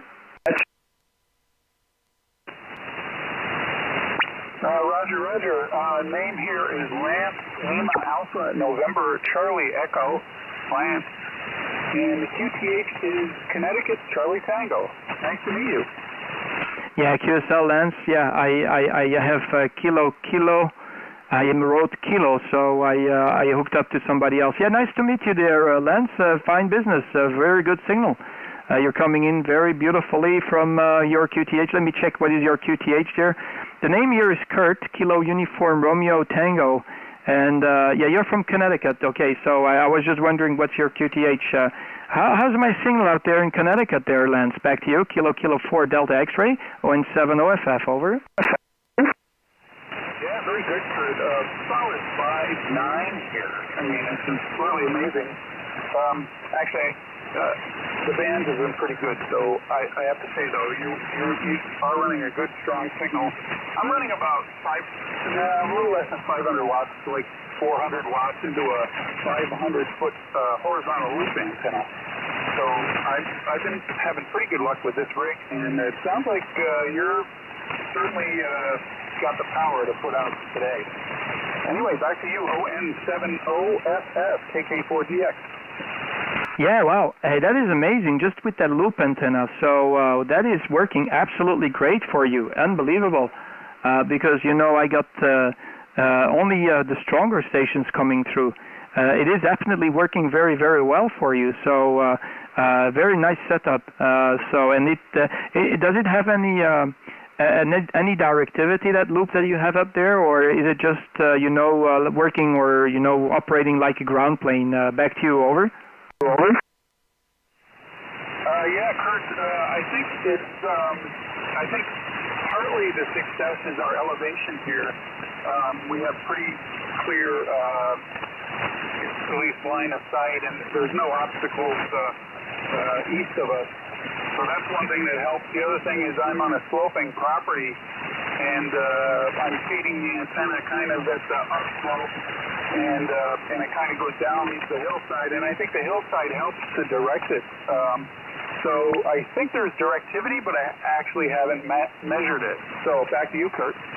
Yeah, QSL Lens, no problem. Yeah, I'm just looking on Google Street View on your QTH, and I can indeed see the street where you're located, with a nice view. I think maybe, what is it? Yeah, to the east, right? So you get the hill is pointing to the east, and I think that's perfect for Europe. So I'm just showing the people on the live stream because I'm live streaming as we speak. So, and yeah, I cannot see the antenna. Of course, it's going to be too difficult to see it, these wire antennas. But yeah, I do definitely see that you're on the slope of that hill, and you're facing I think the direction of Europe is very good for you. How is it working out with the opposite direction, like to the west? Is it working for you as well there, Lance? Over. I actually haven't tried it enough, I guess, to know. I pretty much, I mean, Europe certainly is easy. It was, I have to say, it was kind of easy before with my doublet, but this antenna has so much more sensitivity, or maybe the noise floor is lower, so I can pick stations out pretty readily with this. And of course the amplifier helps, and It's been interesting setting it up. I never set it up. I just pulled 500 feet of wire out and hooked up some ladder line to it and put it through the tuner. I got a 4-to-1 balun on this thing as well. ON7OFF KK4DX. Yeah, okay, that's an interesting one. Yeah, I haven't heard from this kind of a setup, so yeah, it's definitely working for you, believe me. Yeah, I guess also the power does help a little bit. It helps, a little bit because, if I turn off the amplifier, you probably also see a drop of 2-3 S points. And I can even switch over, for example, to my dipole. Let me do it. At the count of 3, I'll switch over to my dipole. So I'll count to 3, 1, 2, 3. And this is now my dipole. So I'm running off the dipole now, and I'll switch back to the 2-element cubical quad. So at the count of 3, 1, 2, 3. And there you are. So now I'm back on the cubical quad. Did you see a lot of difference on the single strength there, Lance? Back to you, sir. Oh yeah, definitely, Kurt. I'd say at least 3 S points on my meter. You drop to like 55. The band is kind of wavering, so it dropped to 5.3, and then with the other antenna, easily 5.8, 5.9. So very noticeable difference. Yeah, QSL, absolutely fantastic. Yeah, absolutely. Yeah. Look at this. I'll quickly go down in power. So I'm running about 800 watts, and now I'm at about 100 watts. About 100 watts at the moment. And I'll go back to that previous power, so back to 600, 700, 800 watts. So I'm running. So 1, 2, 3, 1, 2, 3. This is 800, and this is 100. This is 100, and this is 800 again. So there you are. Just to have a little checkup. So what's the difference between 100 and 6, 700? Back to you there, Lance. Kilo 4 Delta X-ray ON7 OFF. Yeah, ON7OFF KK4DX, yeah, 5.6 to 5.9, actually a little bit less, a little bit more than 2 S points difference, but yeah, still noticeable. Everything counts. So yeah, it's interesting. This is I've had a lot of fun with this hobby the last 6 months, and I'm enjoying every second of this. It's just been wonderful. I put a new ground on my station. I have a second floor station, and I was getting a little RFI in the shack, and I put a big ground wire on, and I put ferrite clip-ons everywhere, and I think it looks pretty good. It's so far so good. Nothing's out of the ordinary. ON7OFF KK4DX. Yeah, QSL. Yeah, I had trouble before also with RFI. That's when I had the beam right on top of the house. But then I moved everything in the garden, and I've got a very thick open cable, which is 2 inches of diameter thick. So there's very few loss from the shack here to the antenna switch that is located right next to the different antennas. So I just have to turn the dial here, and I can switch between antennas. So that antenna switch is a homemade switch. Also, I do make a lot of stuff myself, and I believe it's about 150 feet, or even more. I think it's more. It's like 200 feet away from the shack there. But with the very thick cable, the loss is pretty low, so it's okay. Ever since I moved everything away from the shack, I didn't have any trouble anymore with RFI. But yeah, ferrites, they can do miracles. It's a steep learning curve for sure. And when you coil up some stuff, it will definitely make a big difference.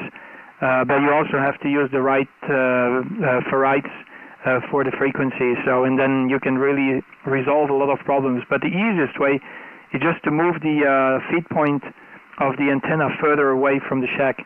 So you cannot make any RFI back into the radio. So that's my trick, and it's doing the job. So okay, thank you very much for the cue. So I really hope that you can enjoy also the live streaming. Thank you very much for this nice chat.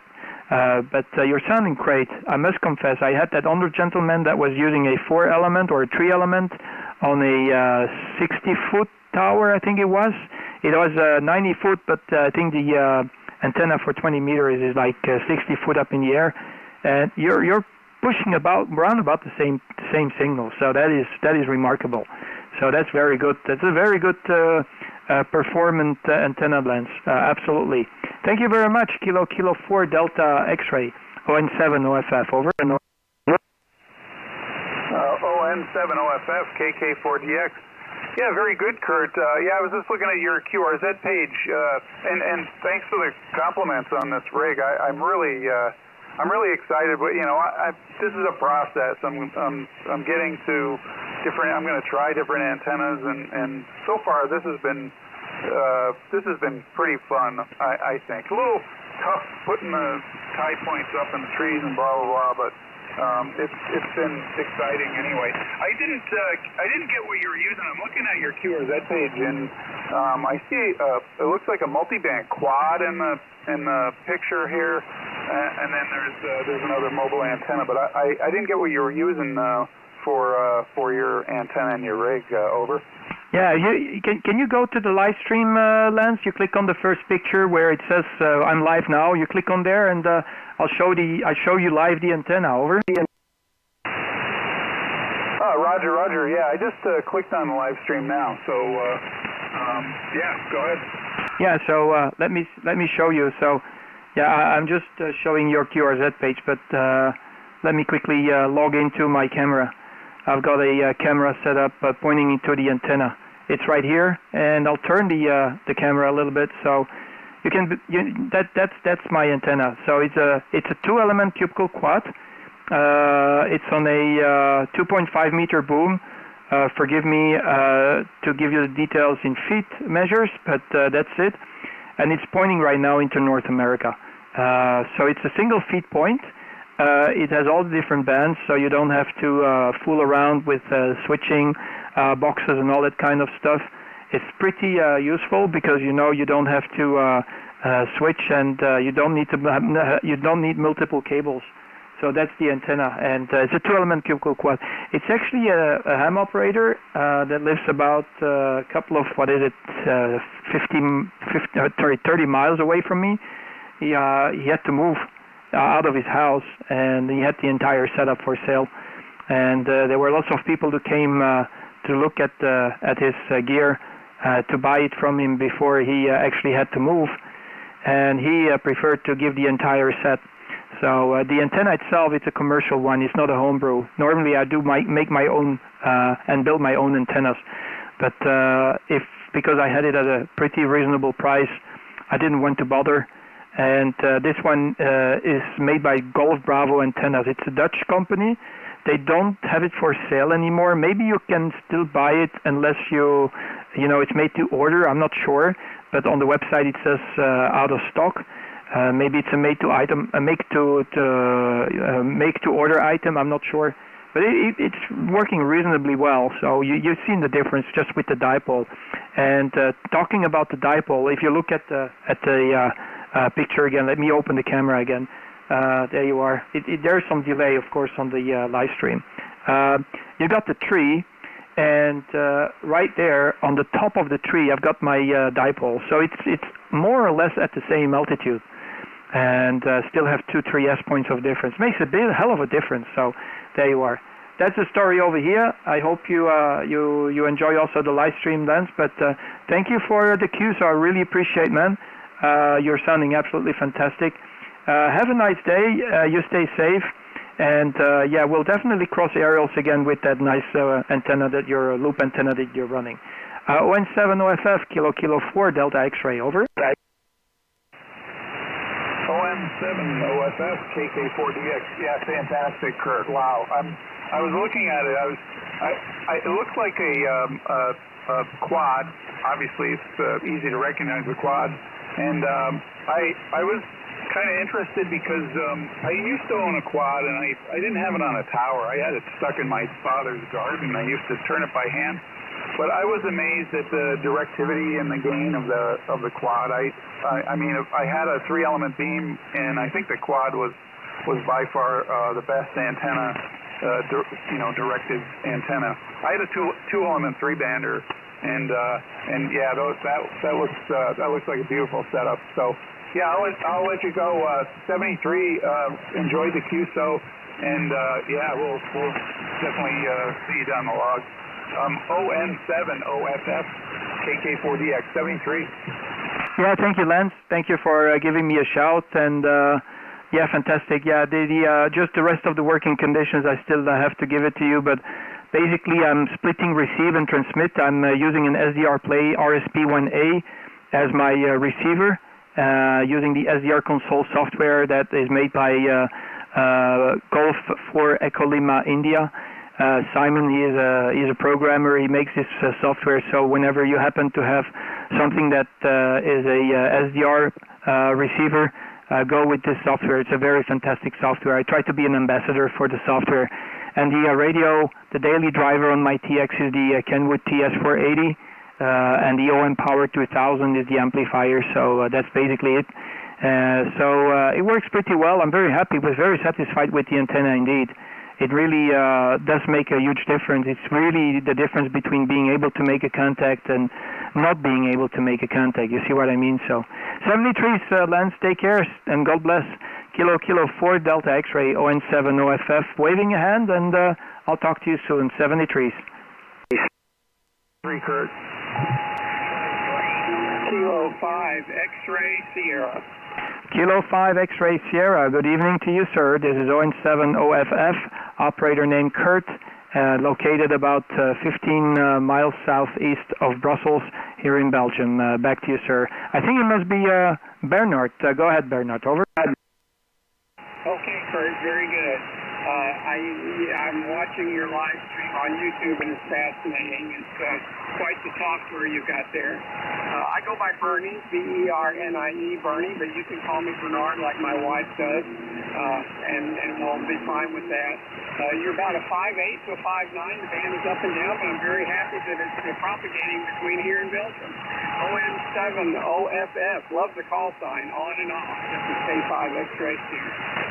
Yeah, QSL Bernie. Yeah, I'm turning on and off the radio 7 times in a week. That's the easiest way to explain my call sign. You'll never forget it. So, yeah, Bernie, fantastic. Yeah, I don't wanna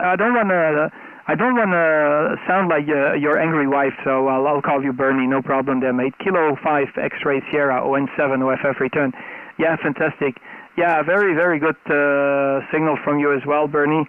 What's your QTH? What's your state? Because it doesn't show it to me here in my software unless I go to the QRZ page. I'll quickly go to the QRZ page anyway. Go ahead, over. Okay, very good.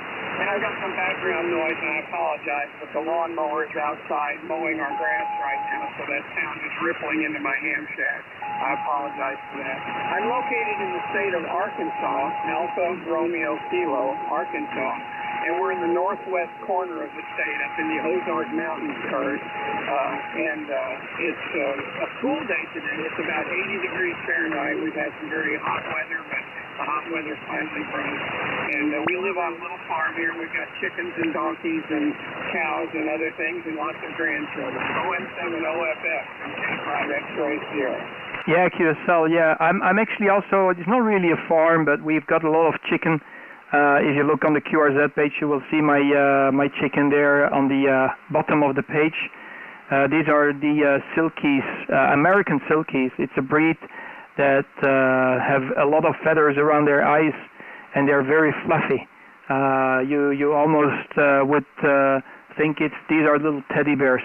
And very domesticated animals. Yeah, I'm just looking at the farm. So what do you have on the farm? You also grow vegetables and all that kind of stuff, or it's just mainly animals? So that's something I'm wondering, Bernie. Back to you. Kilo 5 X-ray Sierra ON7 OFF. And by the way, beautiful environment. You're really in a very beautiful area, mate. That is remote, no neighbors, so you've got the peace of the world. Over. Except if they're doing the lawn. HI, over. Yeah, Kurt. Well, it is, and I'm looking at your photographs as well, and I love your antennas. and I love your setup, and I love the photograph with your wife. That is beautiful. And I love your silkies. Yeah, we haven't been silkies, but we have layers that lay eggs. And we may get rid of this batch and start another one. My wife is getting up in years, as am I, and it's getting difficult in the wintertime to take care of all the animals, so we may pare down a little bit. But yeah, we're in a remote area, Kurt, and what I really like about it is the radio frequency noise is pretty low. There's not much RF interference, and also that the night sky is still pretty dark in most directions. We're a little bit southeast of a major city, so we get some light pollution from there, but most of the sky is quite dark, and you can see a photograph of that. Over. Yeah, QSL, yeah, fantastic, yeah. Very remote, actually. You're very remote, and I'm looking at your, what is it, your observatory station, so you're into observing the Marsman, you know, so fantastic. It seems that you must be pretty far away from any other city or town, because looking at the sky, how it looks like, that is absolutely fantastic. You can only see this when you really go to remote areas there. Bernie, back to you. Yeah, well, don't forget, that's a 30-second exposure. So it's not quite that visible most of the time. And in the summertime, it's pretty murky, pretty muggy, so we don't have real great visibility. That's a winter sky photo that you see there. And it's a 14-inch telescope. And then I've got about a 4-inch refractor as well that I use for planetary observations. But yeah, my wife bought this place. I was still on active duty in the military, and I was in Washington, D.C., and she said, well, I'll go down and buy a house because we're getting ready to retire from the military. And she did well. She got something with a high radio horizon and with low RF noise and dark skies. And I said, you just get those things and everything will be fine. Over. Yeah, QSL, absolutely fantastic, yeah. So what about the chicken? You have a lot of problems with predators like foxes or maybe raccoons. I know you have raccoons. We don't have raccoons over here. We most of the time, the biggest issue we have are foxes. And I see them on the camera every night. I need to shut down the chicken coop. I think about 4 or 5 months ago, I also grow my own meat chicken. And on one night, they were able to dig a trench, dig a hole under the chicken coop, and they stole all my meat chicken. There were 20 of them, so I was really upset when that happened. So, but raccoons, I know you have raccoons out there, but a lot of predators, I guess. But you know, it's like half. When I look at the picture, it's like half open space and half forest. So you must have a lot of predators. You need to take care of the chicken, I guess. Back to you, Bernie. Over. Yes, ON7 OSF from K5 X-Ray Sierra. Yes, we do, and it's usually raccoons or possums, or opossums, which is a very ugly, gnarly predator. But we do live tracking, and we've got cameras, and we secure the coop at night. But every once in a while, we'll lose a chicken or two to a predator. Sometimes during the daytime, we'll have hawks, birds of prey that prey on the chicken, but that's very, very rare. But usually it's a raccoon or a possum. But what we do is we set live traps with bait, and then we put them in the truck and we drive them several miles away out into the woods and let them loose so that we don't kill them. But yeah, it's an issue here. Is it for you? And we've also had a couple of foxes, but they haven't been around lately, so I don't know whether they've moved on. But we've got a pretty secure coop with a door that latches, and we're very careful at night to get all the chickens in. We've got about 50 chickens, over. Yeah, okay, yeah, QSL, absolutely fantastic. Yeah, very interesting. Kilo 5 X-Ray Sierra, ON7 OFF returning. Yeah, I know the possum. We don't have them here, of course. It's something very typical American, and they have them also in New Zealand. I went for traveling in New Zealand. I was doing some kind of a backpack tour with a car, HI, and one night I set up camp right next to a little a little lake, and it was absolutely one of the most brilliant, beautiful locations I've ever had camping, in my life. And I was looking over a lake, and then on the back you could see the mountains that were still full of snow on the top. And right the moment that I wanted to go to sleep, I heard some kind of a farting noise, like, something like this. And I said, what the heck is going on? I went to New Zealand because in general, every year I go to Thailand for my job. I need to buy packaging materials for my perfumes. And I happened to be there, just, like a last-minute deal. I went there, and I went on the internet and checked if there are any predators or animals that were dangerous, and they said it's pretty safe. It's a safe country. But that possum, it really scared the hell out of me. I was starting to sleep. I heard that noise, and I couldn't identify. And then I saw these two eyes looking at me from that tree that was right on top of my tent. And, he scared the hell out of me. So, the funny thing is there was another hiker, another guy who was actually traveling with a bicycle, and he was setting up camp as well. So he was hanging between two other trees. He had some kind of a hammock.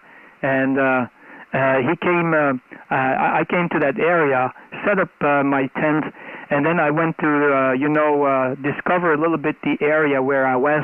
And then I saw that hammock tent between the two trees.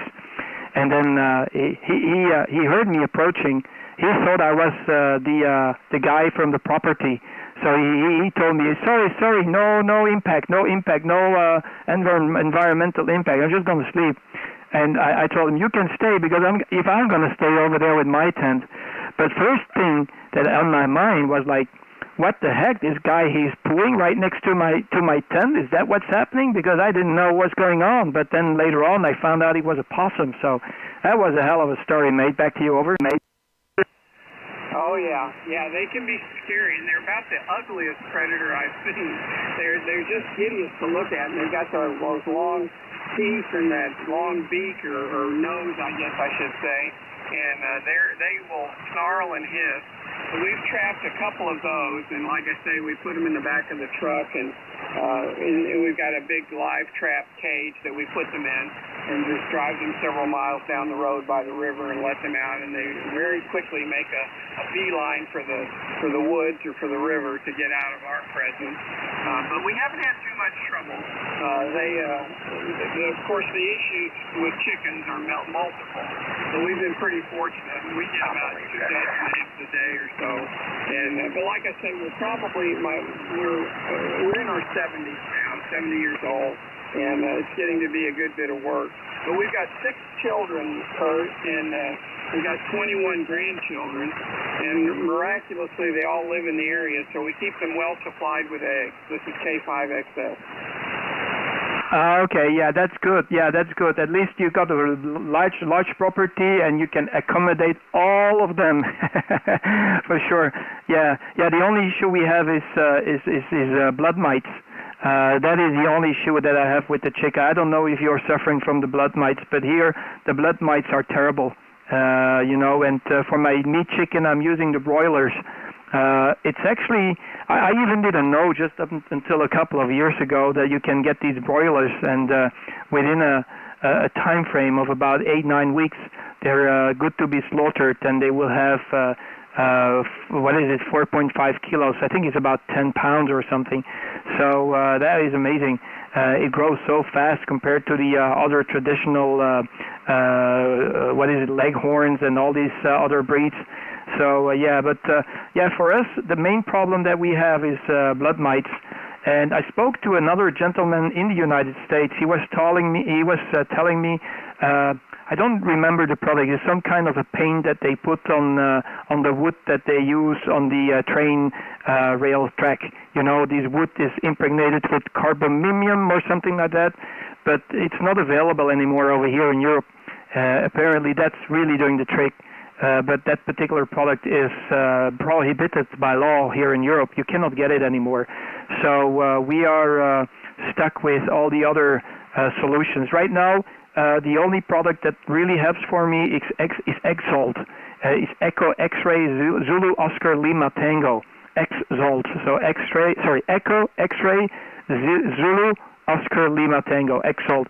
It's something you put in the drinking water of the chicken.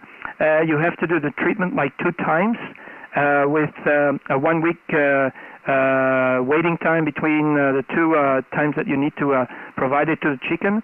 And apparently the blood becomes intoxicated for these blood mites, and they die off. So, and some of the other blood mites, they just don't like the blood anymore and they die. So that's the only solution that I have found that is really working for me. Back to you there,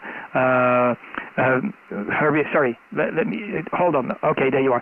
Back to you there, Bernie. X-ray 5, Kilo 5 X-ray Sierra ON7 OFF in Belgium. Over. 7 OFF and 10-5 X-ray Sierra. Well, I'm not aware that that's an issue here. Now, this is big poultry country, Kurt. Tyson Foods World Headquarters is here in Georgia. So there are many commercial agricultural chicken houses here in the area. And if you look at a Google Earth map, a photograph from Google Earth or Google Maps, you'll see many long silver buildings. And they are chicken houses, and so there's a lot of commercial growing. So there's a lot of agricultural interest in protecting the poultry industry here. And I don't know whether they've gotten ahead of that or what, but I'm not unaware of any blood mites that we've had to deal with. My wife would know better, but she's not at the house right now. So, but I don't know that we've had any pathogen or any sort of vectors that we've had to worry about with our poultry. And now, of course, there's the bird flu that was about a few years ago, but of course that's been taken care of for several years now. So anyway, now how much do you pay for a dozen eggs in the grocery store? Does it make it worth the while to raise the chickens over? Oh, to be honest with you, I don't know, because I never buy eggs. I just have my own eggs from the chicken, but I think it's a matter of maybe €3, €4. I'm not sure. Maybe I'm talking bullshit, so I'm not sure. To be honest with you, there, Bernie. But yeah, I'm just looking at Google satellite view, and I do see these close to your QTH, these very large. It looks like greenhouses, but I guess these must be the farms that are poultry farms, So, yeah, they probably have these broilers, So these broilers, they go very fast. There's a couple of YouTube channels that I follow that are actually like homestead farming videos that they're making, and they give me some ideas on what to do over here. This year has been very bad for us. Believe me, Bernie, we had terrible weather, a lot of rain, a lot of crops have failed, especially, we had a whole bunch of tomatoes, and they just all failed. Within a 2-3 days period, they just died off completely because of the excessive rain that we had. It has been terrible over here as far as WX conditions is concerned. In this area, we had the moisture and the rain. Southern Europe is really suffering from a terrible drought, as well as up in the north. I spoke to a couple of people from Sweden and Scandinavian countries, and they're telling me it's bloody dry. Lots of crops are failing because of the drought. So, and here we get floodings and just the opposite. So it's very remarkable how the WX conditions is this year is very unusual, and it does have a lot of severe impact on the farming here in Europe for sure. So yeah, that's the story. But yeah, so just clarify: is it true that right next to your property, like maybe a couple of fields down the road, I see like a very long greenhouse? Is that the chicken farm? Am I right about that, Bernie? Kilo 5 X-ray Sugar Oscar November 7 Oscar Fox over. Okay, are you looking at the image that's on QRZ looking down on the map, over?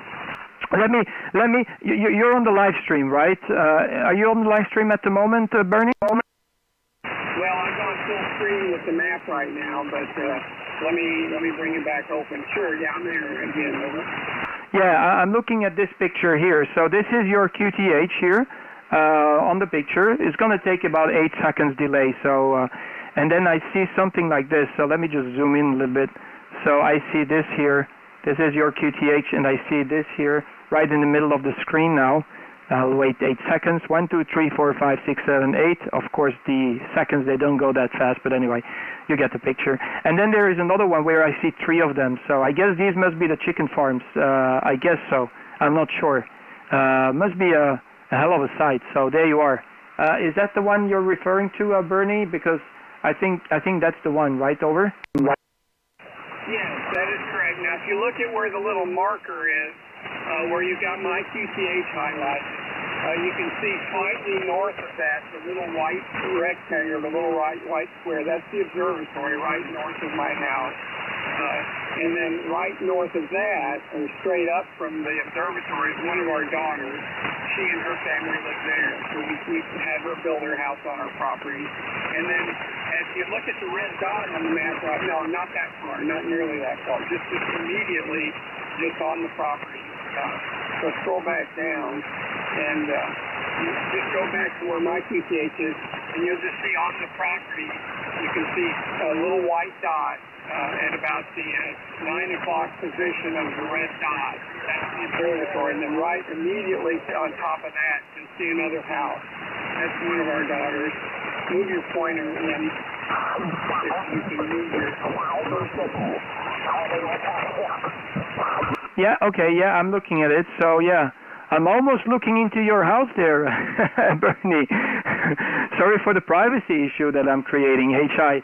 So there you are, over. You are.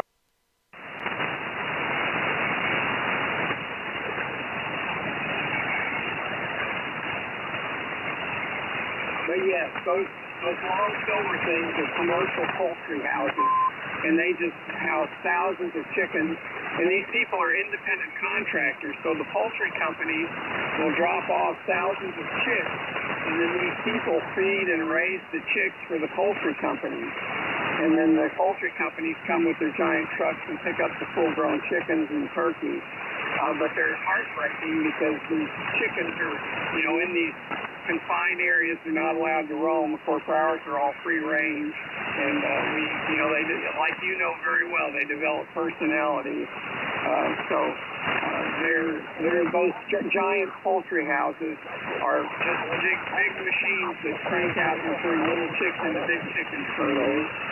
Yeah, I heard about that, Bernie. I heard about it because here, the problem is, if you want to get these broilers are a breed of 4 different breeds. So in fact, they breed out the rooster of 2 different breeds, and they have 2 other breeds to have some kind of a female chicken.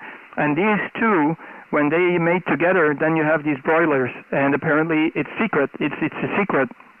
It's not known which are the breeds that really provide you the broiler chicken. And I tried to get these broiler chicken, and they're very hard to get here. They're kind of protecting their business, so they don't want you to breed your own broiler chicken. But I can get a hand of them.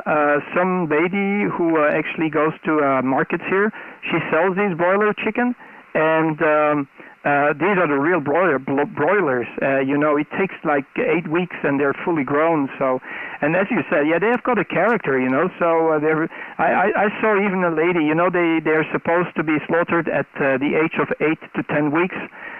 Because if you keep them too long, they probably have a heart attack and they die a natural death because they just grow too fast. They grow too fast.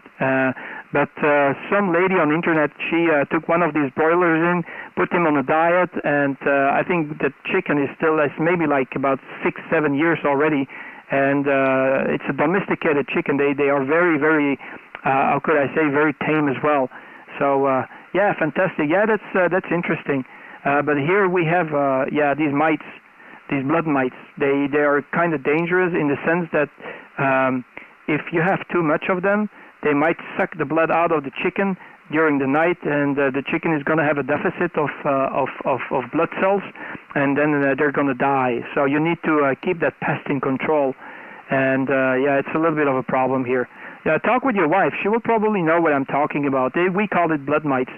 So these mites are transparent, but when they have the blood, they become red. And some of them, if you've got an infestation, you get millions of them. So you really need to take control of it, because otherwise you will lose your flock there. Back to you, Bernie. Kilo 5 X-ray Sierra, Oscar November 7, Oscar Fox Fox, over.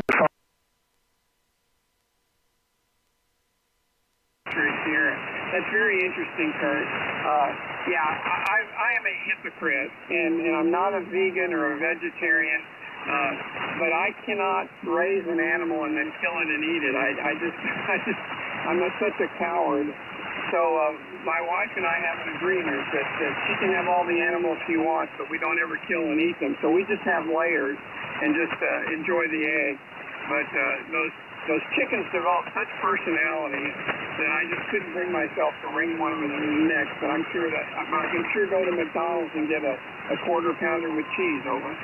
Yeah, I know. It's not because of hypocrisy or something like that. It's just because you've never done it. And I'm coming from a farmer. My grandparents were farmers, so I've seen it when I was a kid. Because the first thing that I want to do is get away from the city life where my parents were living, and go to the farm of my grandparents. So I've seen it right in front of my eyes. I even had to help them.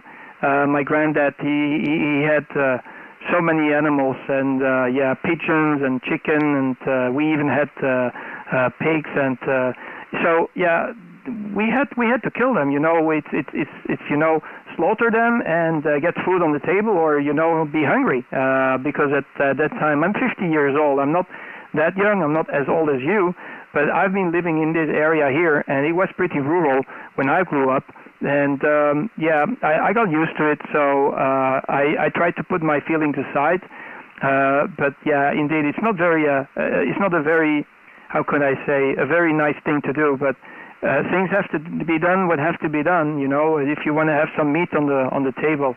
The point is, Bernie, if you eat this meat from the supermarket, they sell it. Sometimes they sell chicken meat here for $3-4 US a kilo, knowing that just a chick is about 60 cents, 70, 80 cents, and then the food to grow it is going to be maybe like about 2 to 4 euros. I don't know how they can sell it for that price. So I just feel like what they give these chickens as food must be very low grade and not very healthy. So I stick to my own meat production, HI, and it's for me a guarantee that I get some healthy meat. My dad, who is 84 years, his friend is 92, and he's like walking around like a man of 65. And one day I asked him, "What do you do to get to stay so young? He can get even chicks from 40 years old. He's like a playboy." And I swear, he told me, I don't eat meat except chicken meat. So that got me going and raising my own chicken and my own meat chicken. So that's why I'm into it. Back to you there, Bernie. Over to you. Yep, I know, and my wife and I are pretty good about that. I think there's far too much red meat consumed, and we're pretty careful. We'll have a nice piece of red meat maybe once a month or so, and eat lots of fish and lots of chicken and lots of vegetables. But yeah, I think that's a secret to longevity. Kurt, the dogs are going crazy, which means someone's at the door. I need to go and get some things taken care of. I could talk to you for hours. This has been absolutely delightful. So let's hook up again sometime, and thank you very much for live streaming and for the great chat. ON7OFF from K5 X-Ray Sierra. Yeah, no problem. Yeah, I'll let you go. No problem. You have an enjoyable day. I really appreciate the Q. So very useful, very interesting, and very, how could I say, educational as well. Thank you very much for the Q. So, Bernie, you say hello to the wife there. Tell that you've been talking to me. Show the pictures of the chicken, and if you have got some time, go and check out the videos of the chicken. You're going to have a big laugh with them because they have a certain personality as well, especially the silkies. I ain't kill a silkie for sure, but yeah, the meat chicken are raised for the meat, so we have no choice. 73's Bernie. You take care and God bless, stay safe. Kilo 5 X-ray Sugar, Oscar November 7, Oscar Fox, waving your hands, also on the camera, and God bless you, mate. Stay safe from that coronavirus. It's been absolutely delightful. One of my most enjoyable QSOs in 5 years. We're up against Vincent. 73.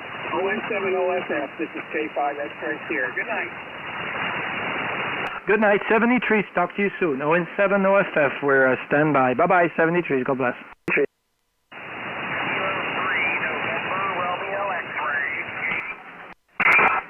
Kilo 3, Romeo, November X-ray, K3, Romeo, November X-ray. Good day to you, sir. This is Oscar, November 7, Oscar Fox. If I'm not mistaken, it must be Ethan. Ethan, good afternoon to you, sir. Over. Kilo 3, November, Romeo X-ray. Kilo 3, Norway, Radio X-ray. Thank you. Okay, Vincent, I got it right now. Sorry about the mix-up of the letters there. Nice to meet you, Vincent. What's your QTL? Yes, Pittsburgh. Go ahead, Vincent. Nice to meet you for the first time. Back to you, sir.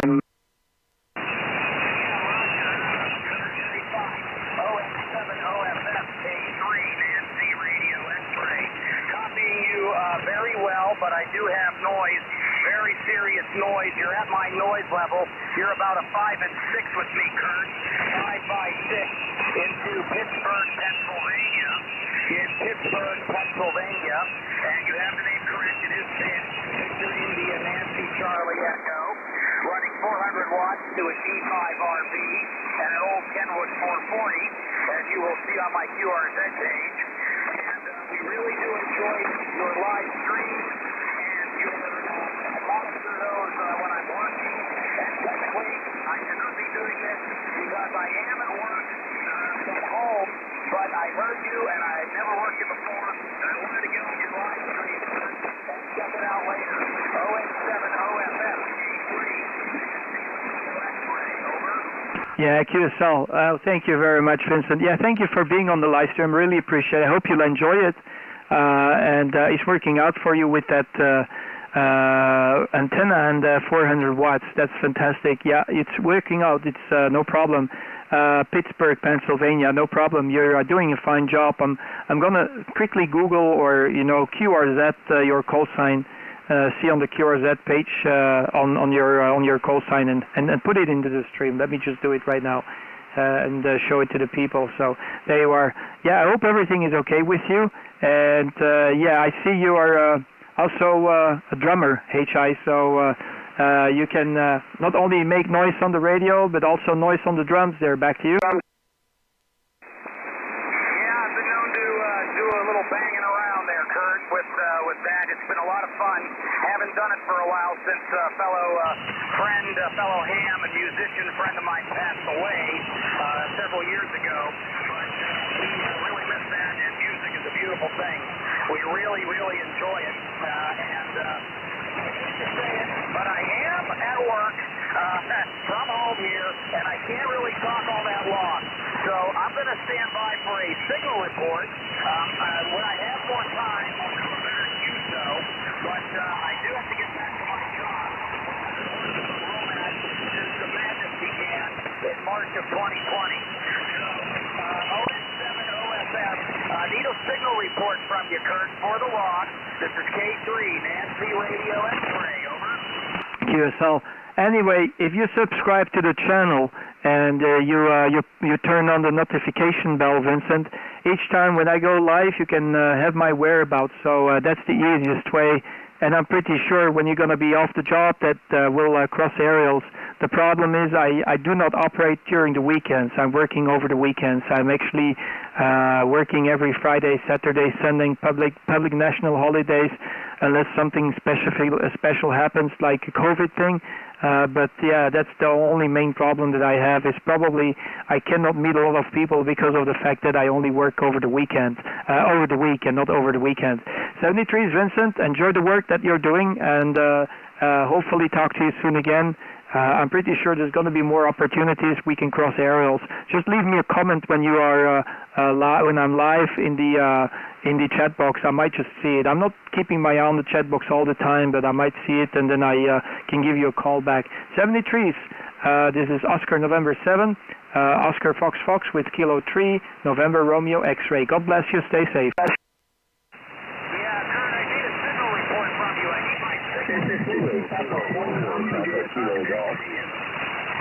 Yeah, you're 5 and 6. 56 is your report. 56 to 57 is your report there, QSL. Over.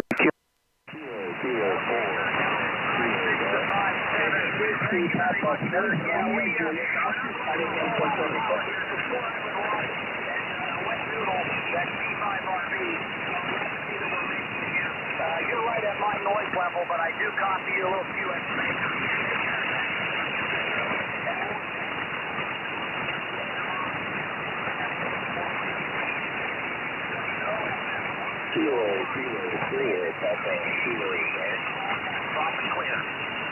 Thank you very much. 73 there, Vincent. You take care and enjoy the work. Hopefully it will be 5 p.m. quickly, so you can enjoy more radio. 73, so in 7 OFF, clear with Kilo 3, November Romeo X-ray. Bye-bye.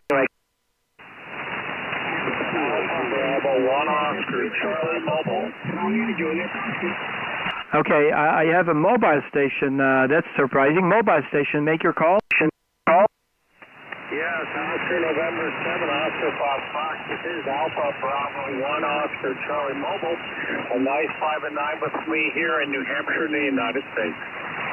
QSL Fred, Alpha Bravo 1, Oscar Charlie from the mobile. This is ON7 OFF returning. Operator name is Kurt. Kilo Uniform Romeo Tango.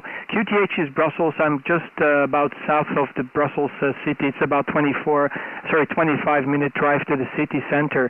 Fred, you're doing very well for a mobile station. You have to tell me the secret. What's the gear there? Back to you. Over. QSL, Kurt, yeah, really about the strongest thing on the band here in the Northeast in my mobile. I'm in a pickup truck. The setup is a screwdriver with a 1 meter rod and a capacitive pad. Radios Nikon 7000. And I do have an amplifier in here running, looks like about 300-400 watts.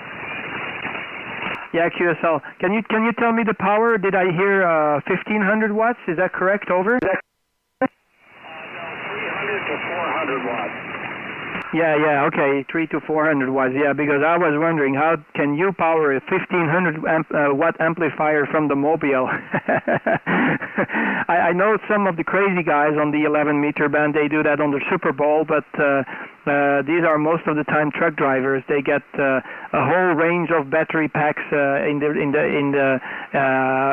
with them on the truck with some capacitors and all that kind of stuff, so fantastic. Yeah, Fred is doing the job, man, for you. I'm really surprised. Very good to hear, mobile station. Are you currently driving around, or are you somewhere on a high hill? Over.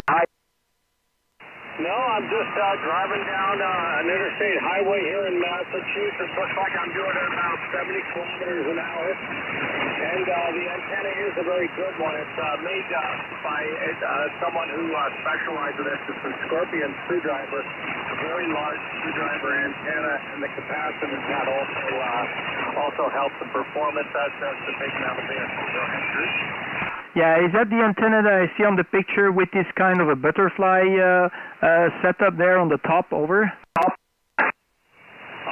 that's capacitance. If you click to our web page, you'll be able to see a picture of the mobile setup.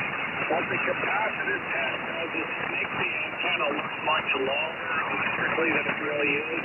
And that means that we use a lot less coil, which cuts the losses down. That whip that is on my truck is only a little over 1 meter long, and it's actually resonant. It's almost too long for 15 meters already, so the capacitance really helps a lot. Go ahead. Yeah, QSL, fantastic. Yeah, Is that a commercial one? Because something that I've never seen it before. So and it works absolutely great, man. It's unbelievable. You're coming through with a very steady signal, 4, 5, 6, 7, so up to signal 7. I'm live streaming, by the way, so if you want, you can always have a look on the live stream later on, Fred. I know that you're driving, so you cannot go on the live stream, but once you get back home, go to the QRZ page and go from there to my YouTube page, and then you can search for the live stream of today, and then you can see how you sound over here on the other side of the pond. Back to you.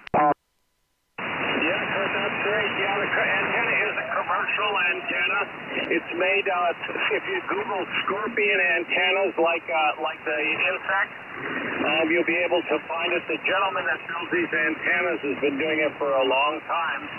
I'm actually QRV on this with this setup all the way down to 160 meters, if you can imagine that. And it was good enough that I was able to make a 75-meter sideband contact from the east coast of the United States to Japan a few years ago. So very good antenna. I think I have about 135 or so DXCCs confirmed from the mobile here. And, it's a lot of fun. And also, I do a lot of driving on longer trips, and it's really nice to be able to have a little amateur radio from while I'm going down the road. Oscar November 7, Oscar Fox Fox. This is AB10C Mobile. Back to you, Kurt. Yeah, QSL AB10C, ON7OFF returning. Absolutely fantastic. Yeah, that is a very nice setup. I'm looking as we speak to the Scorpion Antennas website. I'm gonna put it into my bookmarks because that's an interesting one. We haven't seen them here in Europe. I think it's a very typical American brand name, or so not sure if we have them over here in Europe as well. If they're dealers here, or if the only way to get them is doing a purchase order straight from their website. But yeah, fantastic. Yeah. So this antenna is capable of doing all the different bands, so you don't even have to mess around with switching antennas when you go to another band, right? Back to you, over. Right. Yeah, that's correct.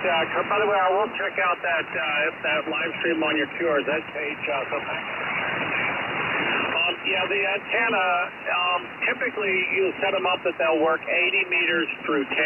And, it's sort of infinitely adjustable. So, literally, I push a button. I have an auto tuner set up here. And the tuner figures out the frequency that my radio's on and then adjusts the antenna accordingly. To do 160 meters, I have to put an add-in coil in the antenna to get some more loading.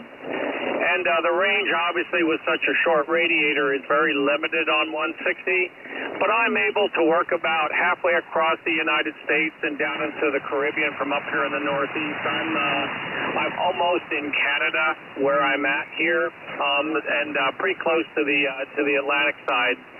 So that'll give you some idea. So maybe that means the 160-meter range is, maybe 4,000 miles, 4,000 miles. But like I said, it's a great DX antenna on 80. I talk to folks on 75 meters from the vehicle in Europe all the time. Go ahead. Wow. I'm really impressed, to be honest with you. I'm really impressed because I don't expect signals like what you're pushing there with your mobile station. I also have some mobile setups, but we don't have such a good experience with the antenna.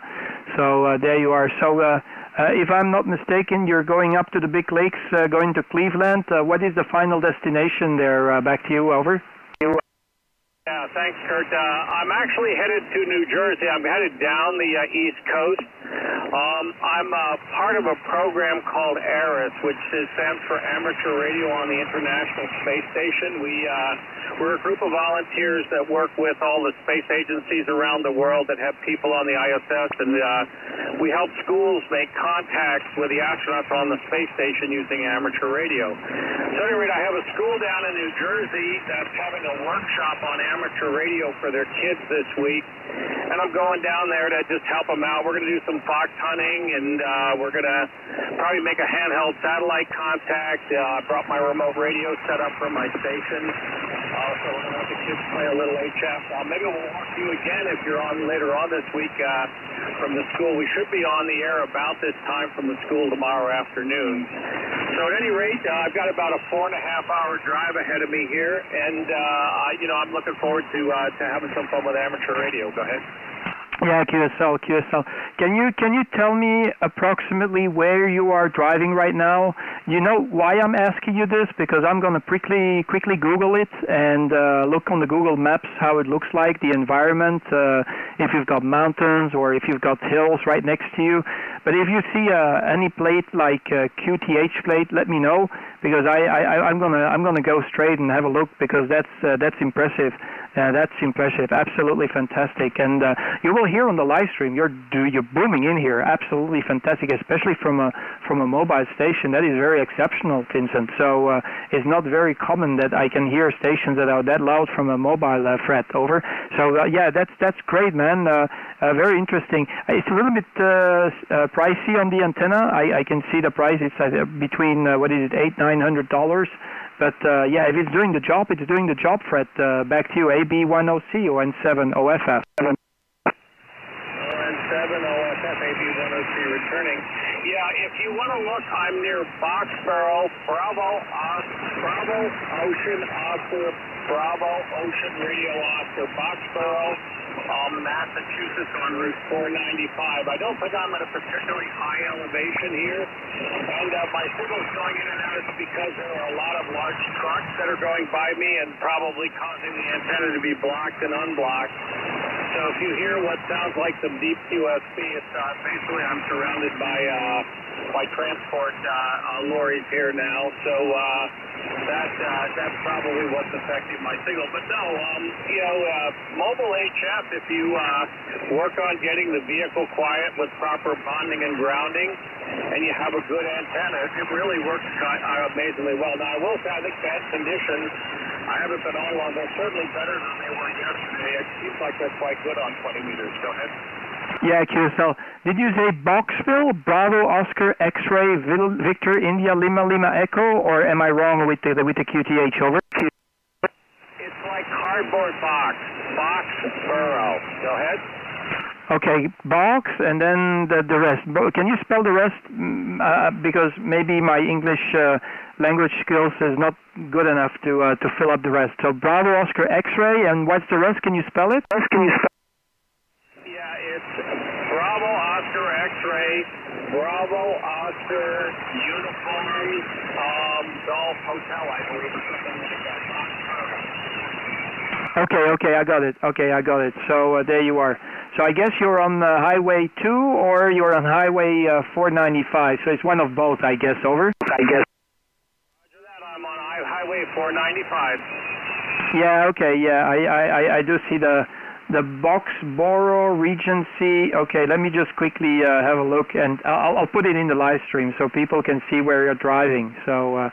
Yeah, okay, so, I don't know, I get somewhere in the residential area when I must have misplaced my my little Google Maps, man, so, okay, now I see it, yeah. So you get some pine trees right next to you while you're driving, I see. I see that you've got some pine trees, yeah, okay, so that makes sense. Yeah, okay, fantastic, yeah, that's cool, that's absolutely cool. Yeah, it must be a hell of an experience, you know. If I would be a truck driver, that's one thing I would do is just very good investment in a very good antenna and, operate from the mobile.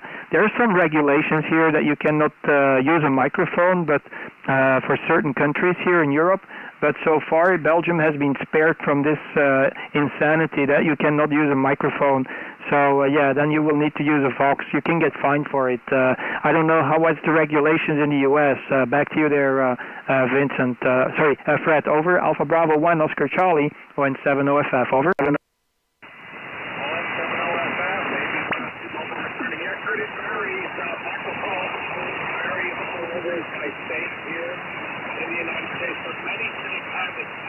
For amateur radio operators, so it's pretty convenient that way, I would say, for folks. Now, my setup here. And by the way, if you're interested in seeing this setup, I write a blog on amateur radio station building, which has all the details of the equipment here and pictures of it and so on.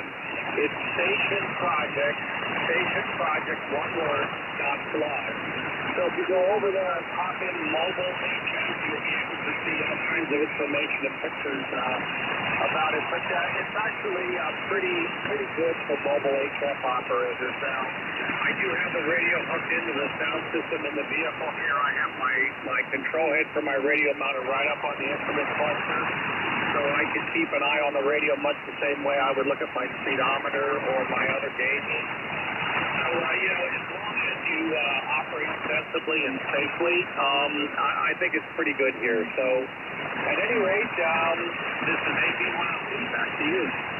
Yeah, QSL, Fred. Yeah, I discussed this little subject with some other fellow amateur radios, a little bit in different countries here in Europe. And it depends in which country you're driving, but certain countries, they do not allow that you carry a microphone. So, but here in Belgium, they still allow it. Well, a handy is not allowed to be used when you're driving, so you cannot text while you drive, for example, but microphone is allowed. It's just because I guess the main reason is that lots of policemen, when they're mobile, their means of communication is also, walkie-talkie or some kind of a communication device that has a microphone. So that's why it's allowed to use a microphone, because, they need to be able to communicate, or if there is a fire somewhere and the fire department needs to go out, probably the only means of communication is the radio.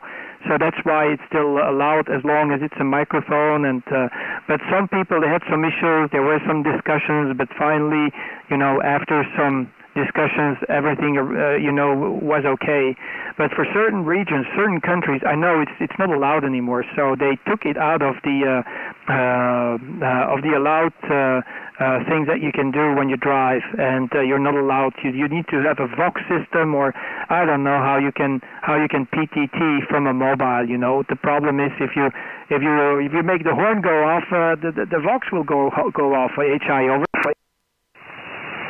Yeah, copy that. There are places here where there are problems too, and you can understand it for the cell phones and so on. A lot of people try to mess around with those when they're driving, and a lot of people get killed or hurt badly because of that. So, but no, I think as a whole it's pretty good. Many places have, hands-free laws, we call them here in the United States, where if you want to use your mobile phone, you have to have it, in a hands-free configuration. But there are often in those laws also exceptions for people who want to do amateur radio. And, if people would just use a little common sense on how they use their equipment in vehicles, we probably wouldn't need any of these laws. But I guess that's a lot to ask sometimes. Kurt, I'm going through some pretty big rock cuts here, so I hope you're still copying me. ON7OFF, AB102 Mobile, back to you. There is not a single word that I missed from what you were saying, so that's fantastic. It's just remarkable how steady the signal is, how strong it is, and there is barely QSB even while you're driving around at 70 miles an hour. So, what's the maximum allowable speed in your QTH there, Fred? Over? Most places where it's open, it's about 65 here in the Northeast. There are places out west of the United States where it gets, very, very rural, where we can go 75 miles per hour. I'm not real good at doing kilometers. I guess 65 would be about 120 kilometers an hour or so, and the other place is probably 130 kilometers per hour, something like that. Yeah, okay. Let me just do the calculations for you. So 75 means 120 kilometers an hour, which is actually the same as here in Belgium. So the maximum allowable speed in Belgium is 120 kilometers an hour. If you go down south and you go to France, it's 130 kilometers an hour. And 130, that's about 80 miles an hour. And if you go to Germany, certain areas, certain portions of the highway, there's no speed limit. So if you drive on Germany, sometimes when you go on these sections of highway where there is no speed limit, there's like a Porsche or like a Ferrari just passing you by at a excessive speed, like maybe 250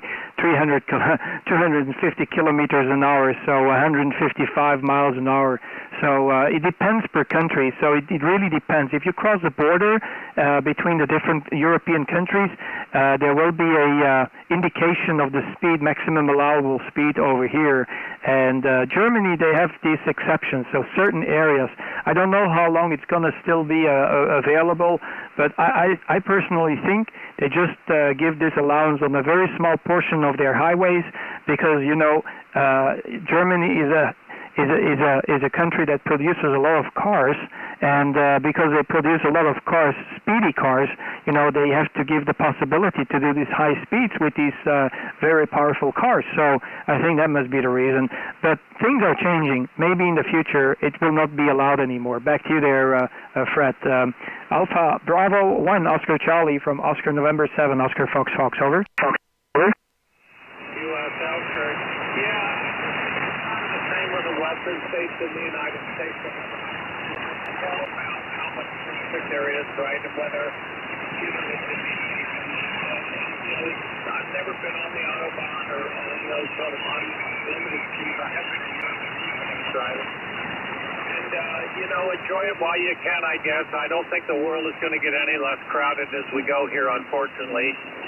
So, you know, but it is nice, I guess, if you have a fast enough car, you can go someplace like that where, you know, the roads are really good and it's relatively safe as long, again, as you apply that common sense thing we've been talking about. You can probably enjoy seeing what your Porsche or your Ferrari or whatever you have. Nowadays, I guess cars with over 500 horsepower are getting pretty common.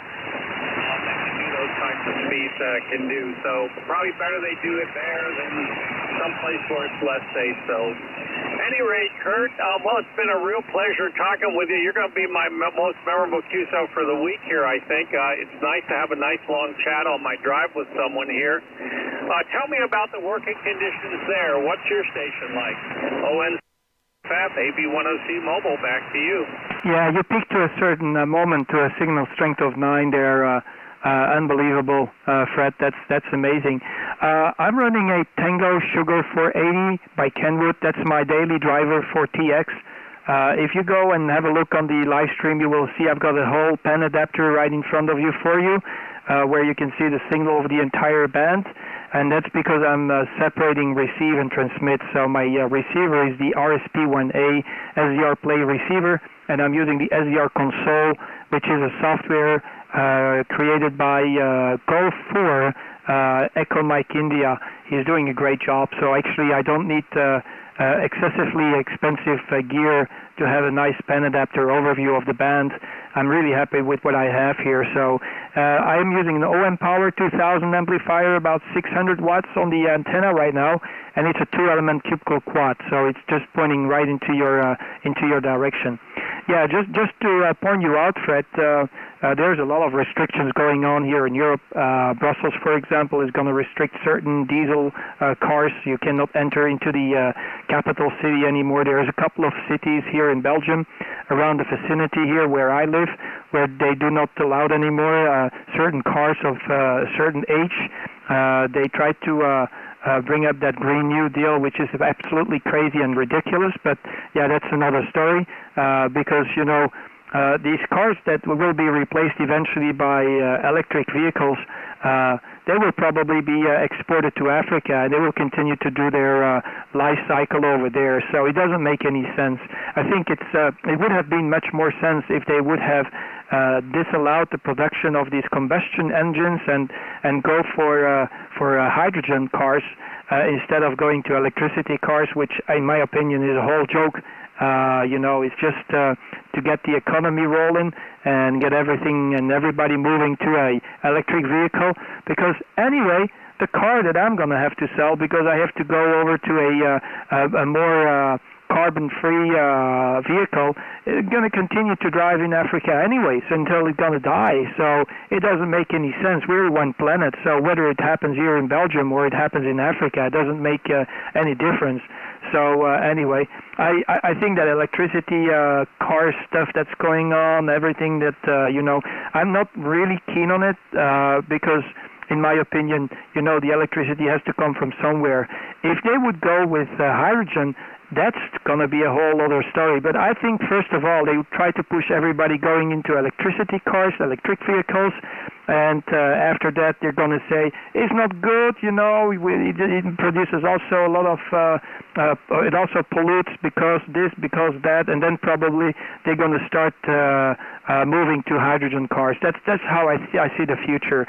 But what's going on here is absolutely ridiculous. Back to you there, Fred. Alpha Bravo 1, Oscar Charlie, ON7 OFF, over. QSL, Kurt. Well, there's some of that same push here in the United States, although the big thing here is hybrid cars, basically where they have a gasoline engine coupled with, batteries and an electric motor. And that's a pretty good thing because a lot of the energy that gets wasted in braking, and of course we have a lot of traffic in a lot of places here, so you're constantly on and off the brakes and so on. Those kinds of cars can capture and reuse that energy fairly efficiently, and of course there's no issue with electrical hookups to charge them or anything. They just basically get a basic power source from gasoline. So, but a lot of these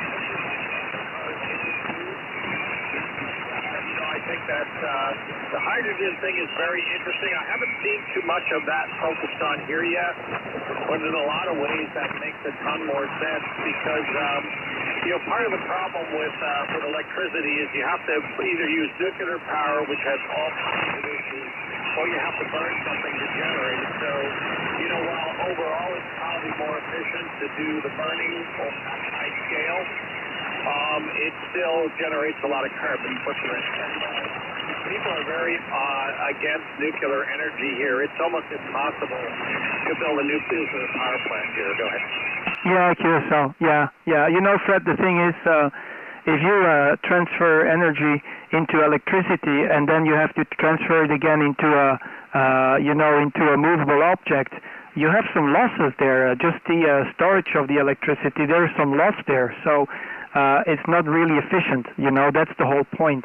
Electricity is good, but it's not efficient. It's not portable. It's not like a liter of gasoline or a gallon of gasoline. You can carry it around. It's a lot of energy. You can go and reach very far. It's a trade-off. And what people they tend to forget is that building a car also uses a lot of energy. Fossil fuels. Building a new car from scratch until the car dies, it goes back to the graveyard. Half of the fossil fuel that will be used will be actually to build the car, and people they don't realize. And I'm just worried, with these electric vehicles. Once these batteries they die, they're probably gonna make these batteries excessively expensive, and they're gonna push you forward to go for a new vehicle. And what a waste of energy and fossil fuel and fossil resources just because of the battery dying, having to change the entire car. And that's the whole point. That's why I find it really ridiculous and what's going on. So it's not the solution. And you just have to think about it. When you have electric vehicles, here in Belgium, in Brussels, they disallow all carbon fossil fuel cars. All the fossil fuel cars will be banned starting from 2035. So that's in another, another 13 years from now, another 14 years from now.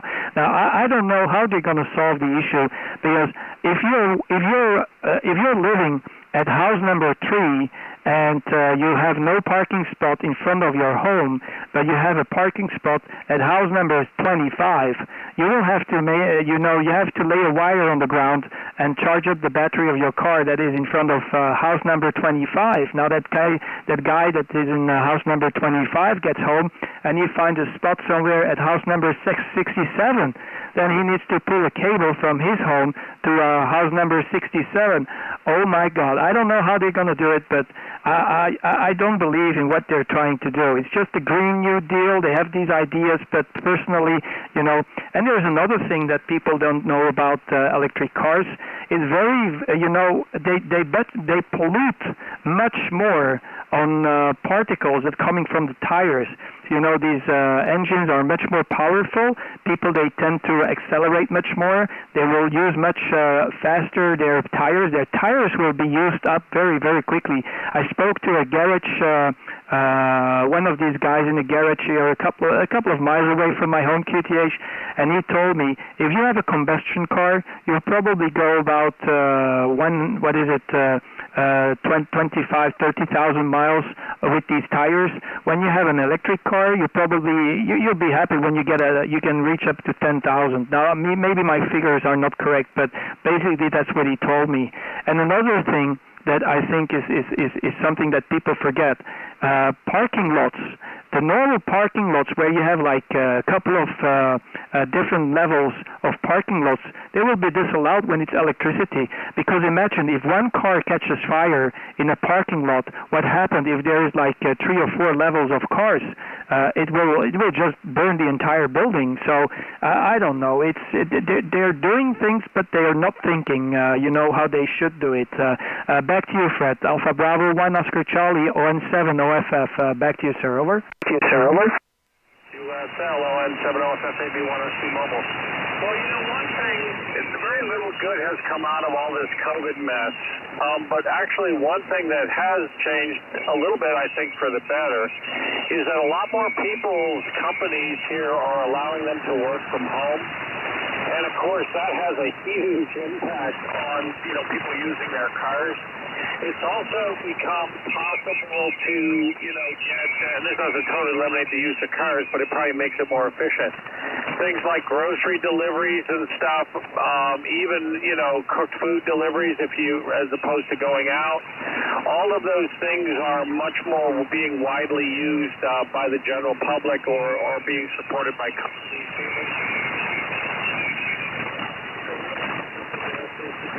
Yeah, QSL. I think you just cut off there, so I'm not sure if you're still around. I hope I didn't make your gear blow up there, or Fred, and you don't have an accident. Go ahead, over. Then go ahead, over. You guys are doubling.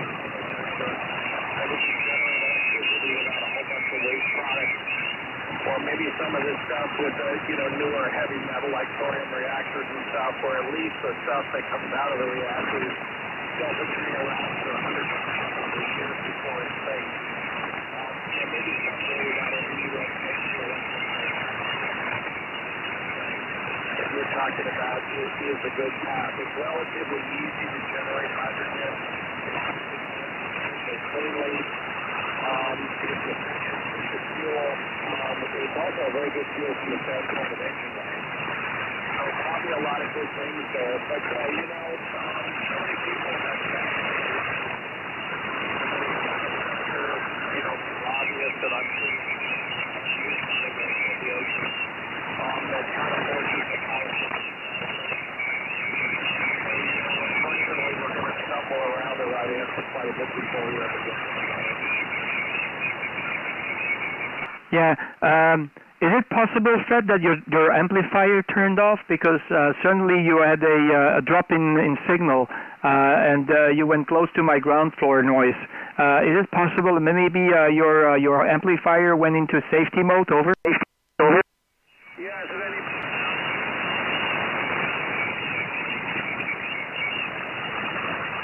Any better now, Kurt? AB102.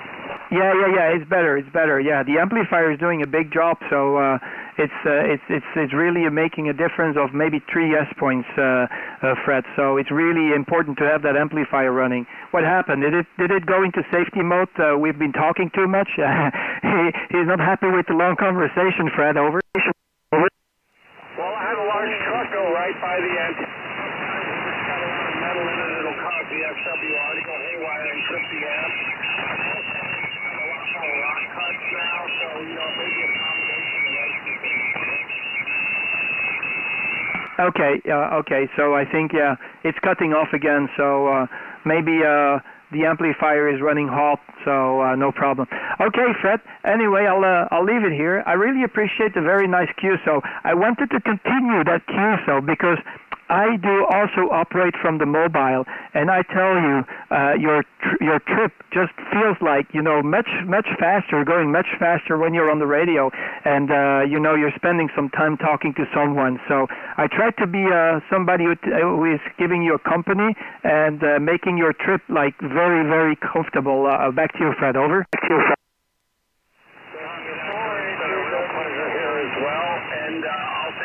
Maybe sometime we can work each other mobile to mobile. That would be fun. Oscar November 7, Oscar Fox Fox, AB 10C mobile. All the best, Kurt. Stay safe. I hope to see you again soon. 7-3. Okay, no problem. Get that amplifier, cool down a little bit, and I'll see what I can do if I can be on the radio tomorrow about the same time. I'm not sure you've got a specific frequency for these youngsters there, but let me know, okay? Let me know. I might just drop you an email and ask you what's the frequency you'll be operating on tomorrow, Fred, so I can talk with these young guys. 73s, you take care. Have a safe journey to your destination, and I hope I made it much more comfortable for you. Alpha Bravo 1, Oscar Charlie, Oscar November 7, Oscar Fox Fox. Have a nice day there in the Mobile. Over. 73, Kurt. I'll look for your email and hope to talk to you tomorrow. AB10C Mobile, 73. Yeah, 73. Just on the final comment, you are 5 and 9 at certain moments. It's just remarkable, unbelievable. You have to send the email to the company who built the antenna because that's a marvelous antenna. 73. Take care.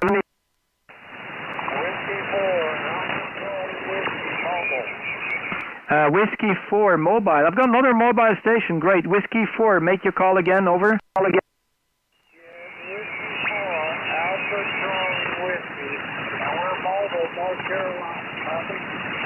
Yeah, Whiskey 4, Alpha Charlie Whiskey Mobile, Oscar November 7, Oscar Foxtrot here in Brussels. How you doing, John? You're making the trip into Belgium from the mobile. I was just talking to the other gentleman, Alpha Bravo 1, Oscar Charlie, and he was mobile too. He had a stronger signal than you, but nonetheless, you're making the trip. Back to you there, John. Over.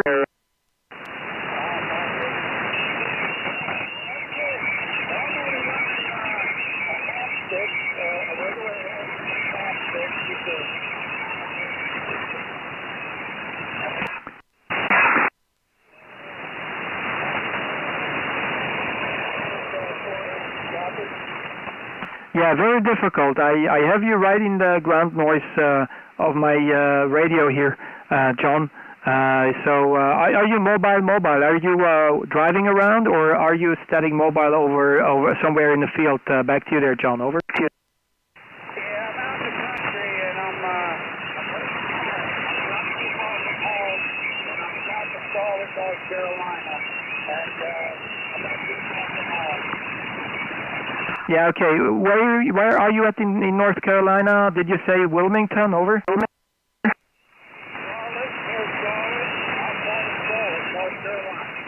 Okay, QSL on the Charlotte. Okay, QSL 100%. Okay, John, no problem. Yeah, you're making the trip as well. I must be honest with you. Fred, who is also mobile, he's running 400 watts. And I could see a tremendous signal difference between with and without the amplifier.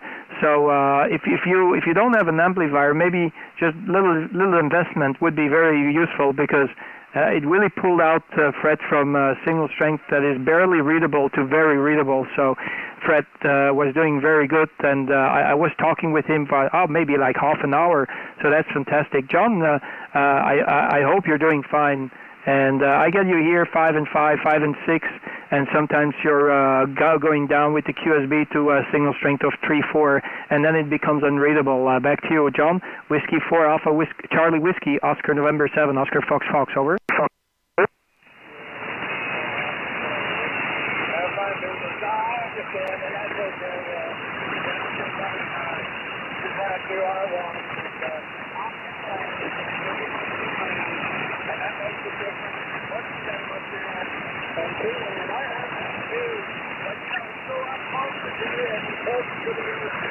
a lot closer to the that all makes a big difference. It's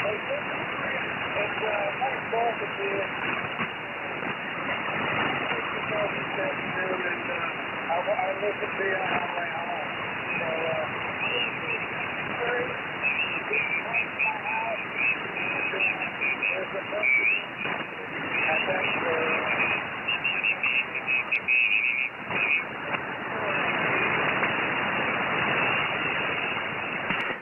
Thank you very much, John, for the nice QSO giving me a shout. I really appreciate.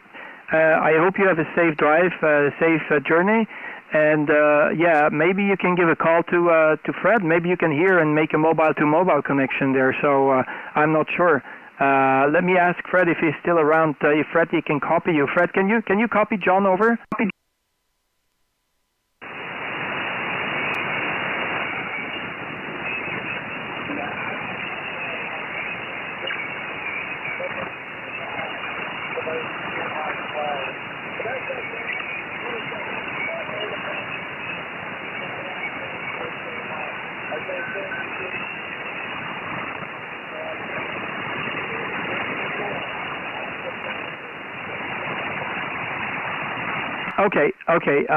Okay, Fred, no problem. Okay, you guys, you have fun. I'm going to go QRT. It's been a wonderful DX day for me. So you guys having a lot of fun there in the mobile. Fred, you take care, stay safe, and safe drive.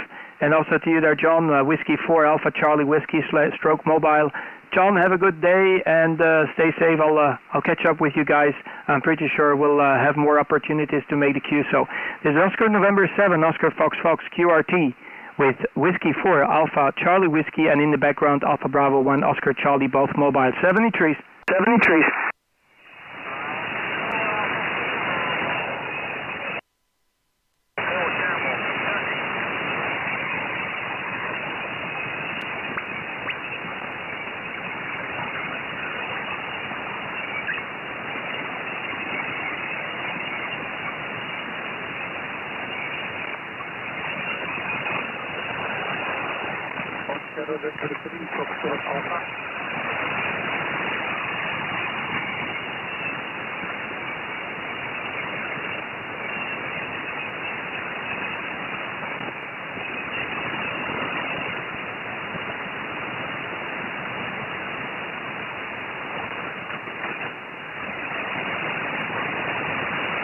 You were good.